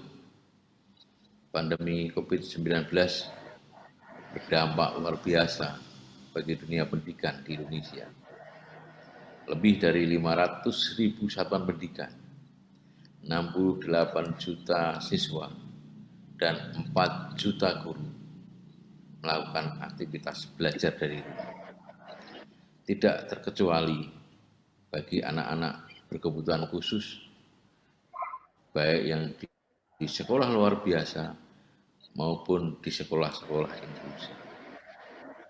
Pemerintah Republik Indonesia mengambil kebijakan bahwa pada masa pandemi COVID-19 ini ada dua hal yang harus diperhatikan.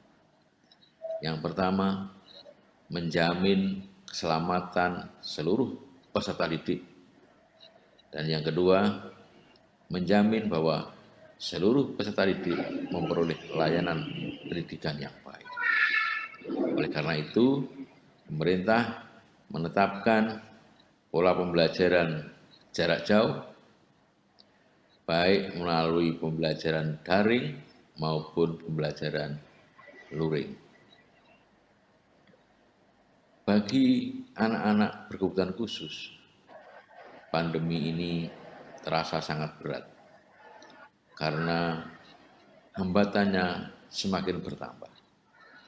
Oleh karena itu, di pendidikan khusus, anak-anak dilayani dengan berbagai moda pembelajaran, baik yang melalui daring, melalui luring, maupun kunjungan guru ke rumah, komunikasi dengan orang tua, maupun juga konsultasi bagi orang tua ke sekolah.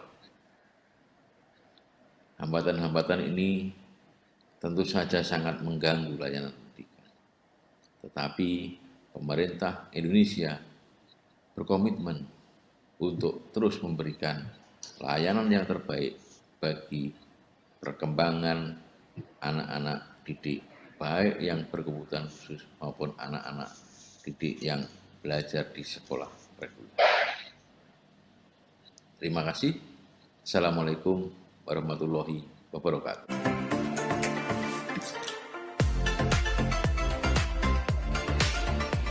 Assalamualaikum warahmatullahi wabarakatuh. On behalf of the Jakarta Special Province Education, Youth and Sports Office, I would like to say thanks to Madam Rosita Manas from Malaysia, Mr. Tatsuya Limori from Japan, and Mrs. Sri Mujirahayu from Indonesia, who will become keynote speakers of this international webinar. Now, in Yogyakarta Special Province, there are hundreds into schools. For special school, there are 79.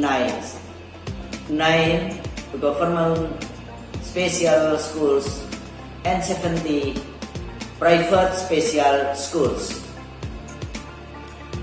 During the epidemics COVID-19, the education process is carried out through far distance learning process.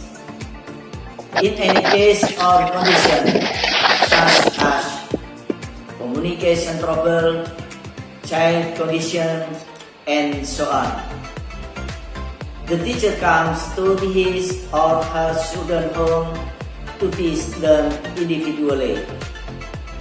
We hope the condition will become normal, so the student and teacher go to schools normal and like usually. I appreciate this event and it will be continued in the other event in the other time, hopefully. Good luck. Wassalamualaikum warahmatullahi wabarakatuh. Assalamualaikum warahmatullahi wabarakatuh. Pada masa pandemi COVID-19 ini, SLB Negeri 1 Yogyakarta melaksanakan pembelajaran dengan pembelajaran jarak jauh atau PJJ. PJJ ini dilaksanakan dengan dua metode, yaitu daring dan luring. Untuk daring atau dalam jaringan, kami menggunakan Zoom Meeting, Google Classroom, dan WhatsApp video call.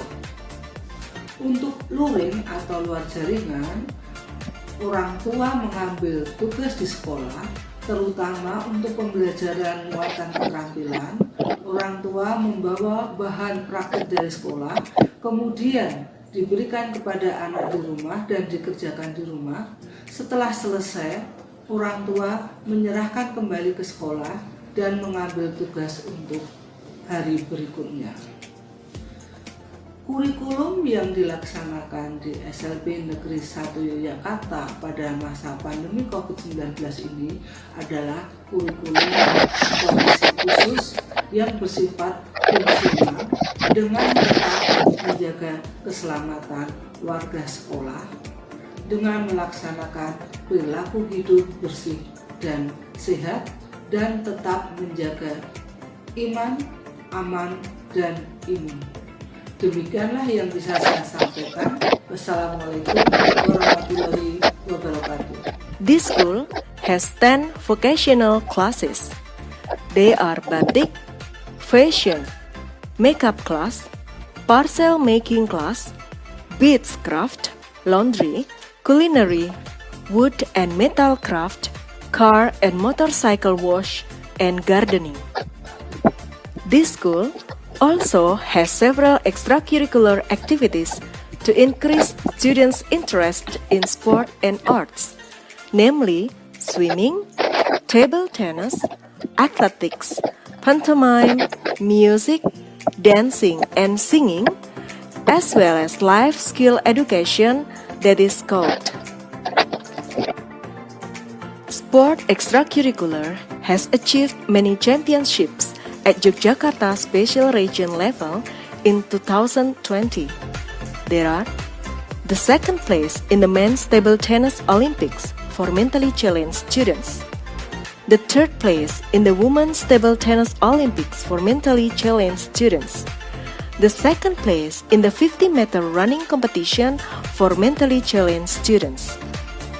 In the field of art, the students are able to present traditional angklung performance art. During the distance learning, the school provides online classes by Zoom meeting and offline classes by doing vocational practice at home.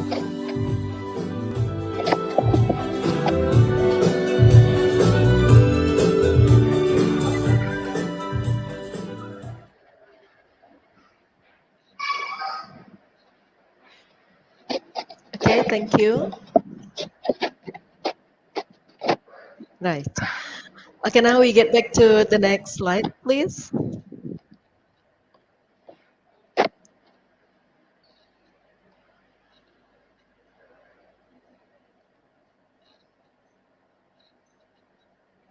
Yeah. Now we are talking about the curriculum. During the distance learning, this pandemic, the school uses the curriculum in special conditions. This curriculum provides flexibility for schools to choose a curriculum that fits the learning needs of students. This is in accordance with the direction of the Indonesian Ministry of Education. The curriculum is focused on life skill education and it is providing meaningful experience without demand to complete curriculum achievement and graduate. Next slide, please. Okay, the learning process in SLB Negeri 1 Yogyakarta is by online and offline. And online, we use platforms such as Zoom, WhatsApp video call, and Google Meet platform. And then in offline, the teacher give worksheet and project tasks for kindergarten and elementary classes. And in vocational, the teacher give assignment to the student to practice at home using school materials. Offline and vocational classes are carried out in the following way. The teacher prepare learning material in the form of worksheet or project assignment. Then the parent come to the school and turns to take the assignment, and then they take it home and finish it. After completing, the parents submit the worksheet and take the new assignment from the school. And then the last teacher give feedback qualitatively on the result of activities or product that have been completed from the home via video call or Zoom meeting.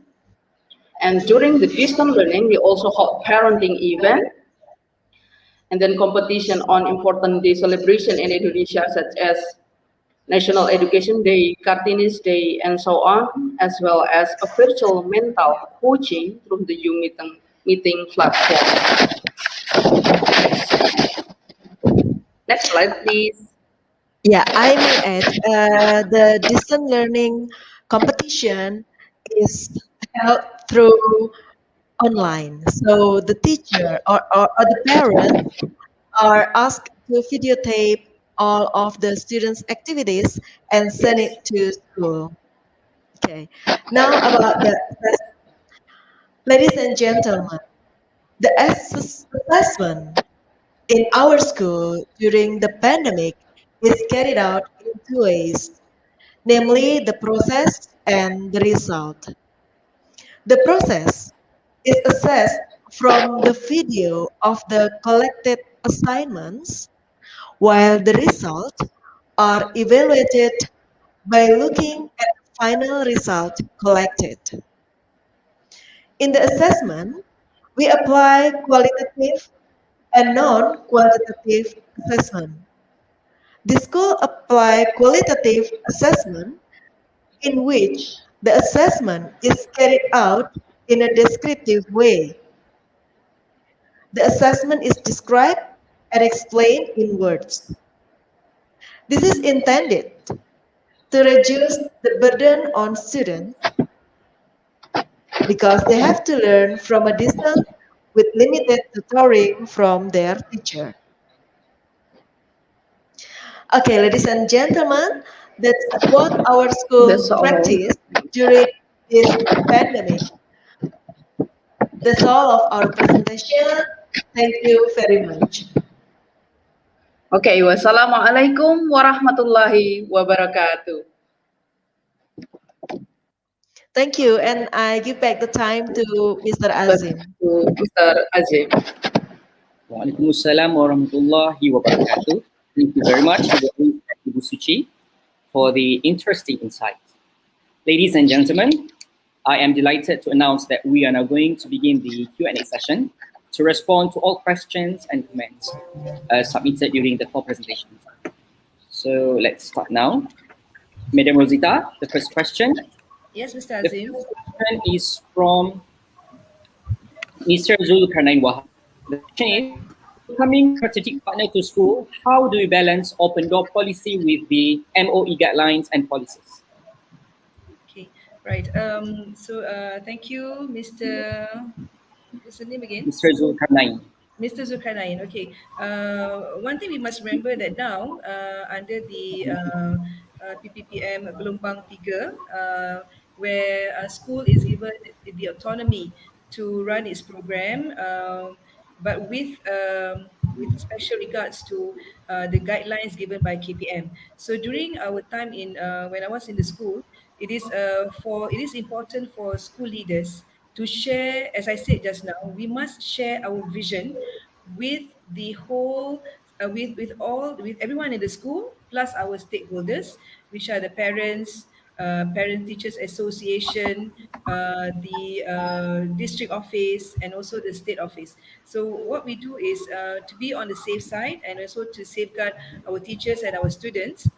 All the programs are laid out and discussed in the Parent Teachers Association meetings, and it is here where we come to an agreement that this program will be run, and we are bringing in experts in, and we promise that we will follow the guidelines given by KPM. So once this has been agreed, and it is agreed in a meeting. It is minute.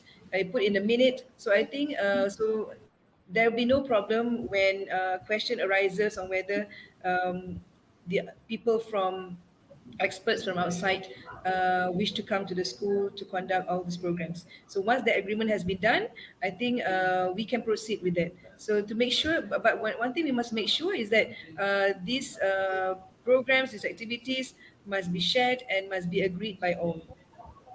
I hope that answers the question, Mr. Azim. Thank you very much, Madam Rosita. We have our second question to Dr. Imori. Dr. Imori, the question is, what kind of barriers to teach special needs students during COVID-19 and Yes. how to handle this problem?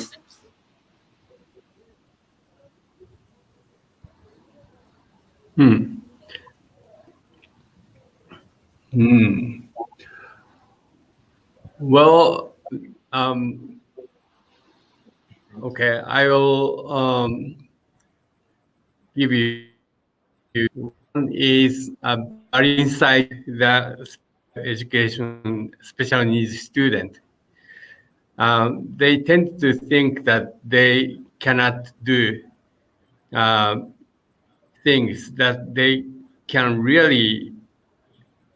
actually do. They are not confident enough. So the barrier is inside them. Also, in the society and in the community, the barriers are stereotypes of the people. Because of stereotype, some kind of jobs are difficult to get in.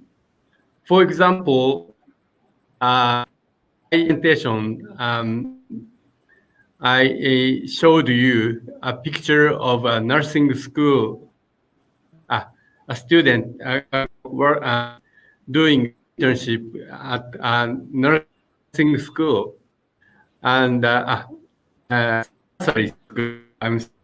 nursery school. It's an area, field of work.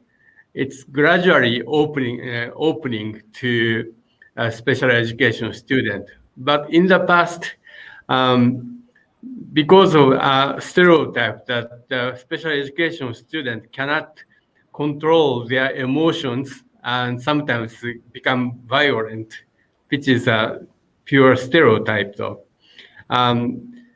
Those places, nursery schools, and also factories making very high technology kind of machines did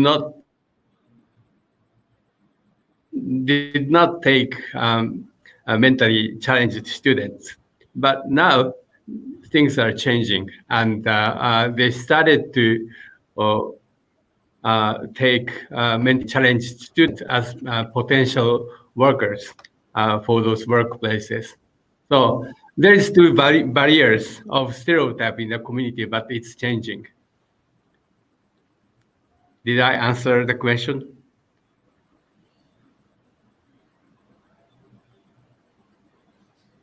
Yes. Thank you, Dr. Mori, for the Hello. response. Do you hear me? Good. Yes, we can hear you clearly. Thank you very much. Okay, our next question is for Dr. Asno. Dr. Asno, what is the plan for the Pasir Gudang Special Needs Education in 2 years' time? Thank you, Mr. Aziz, for the question. We already planned the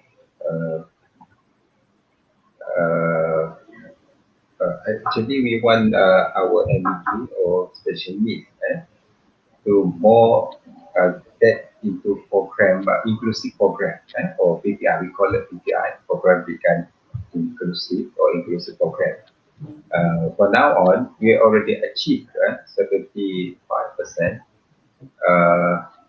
for the program of inclusive last year. Then we want to get more achieved. We want more of our MBK or special needs to involve with others mainstream students. That's number one. We want to achieve. Number two is about the market, the marketable of our MBK, or for the MBK that has finished studies or graduate from our PPKI under PPKI program or integration program or under inclusive program. We want our MBK to get their job, further study, and they can live with the society. They can interact or adapt. That's our inspiration for the our MBK in Pasir Gudang area, especially in Pasir Gudang. I think most our district have the almost same target or inspiration for our special needs. Apart of that, we also want our special need to have vocational skill, same like in Japan, and also I think Indonesia also. We want our MBK or special need at least they have the we have to certify that he or she skilled to in order them to go to work and so on.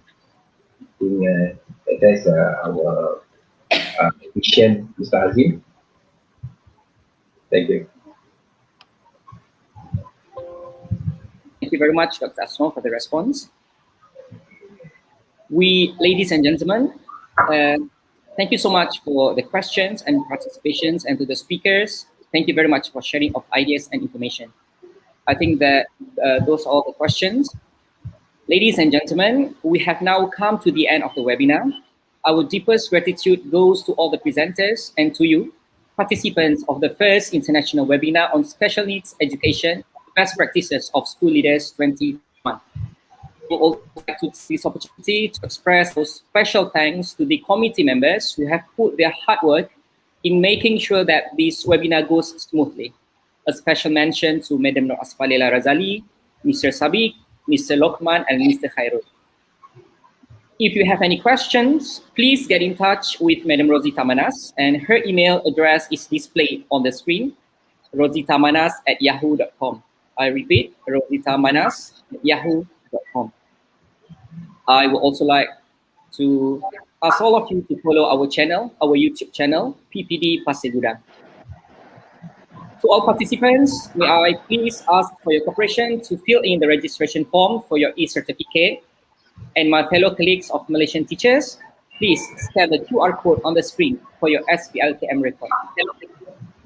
Finally, on behalf of the Pasir Gudang District Education Office, thank you very much for joining us today, and have a good rest of your day.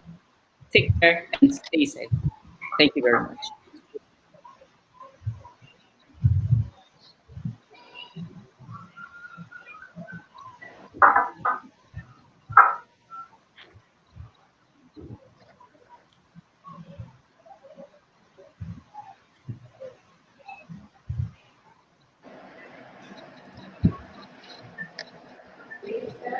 Okay, it's time to leave.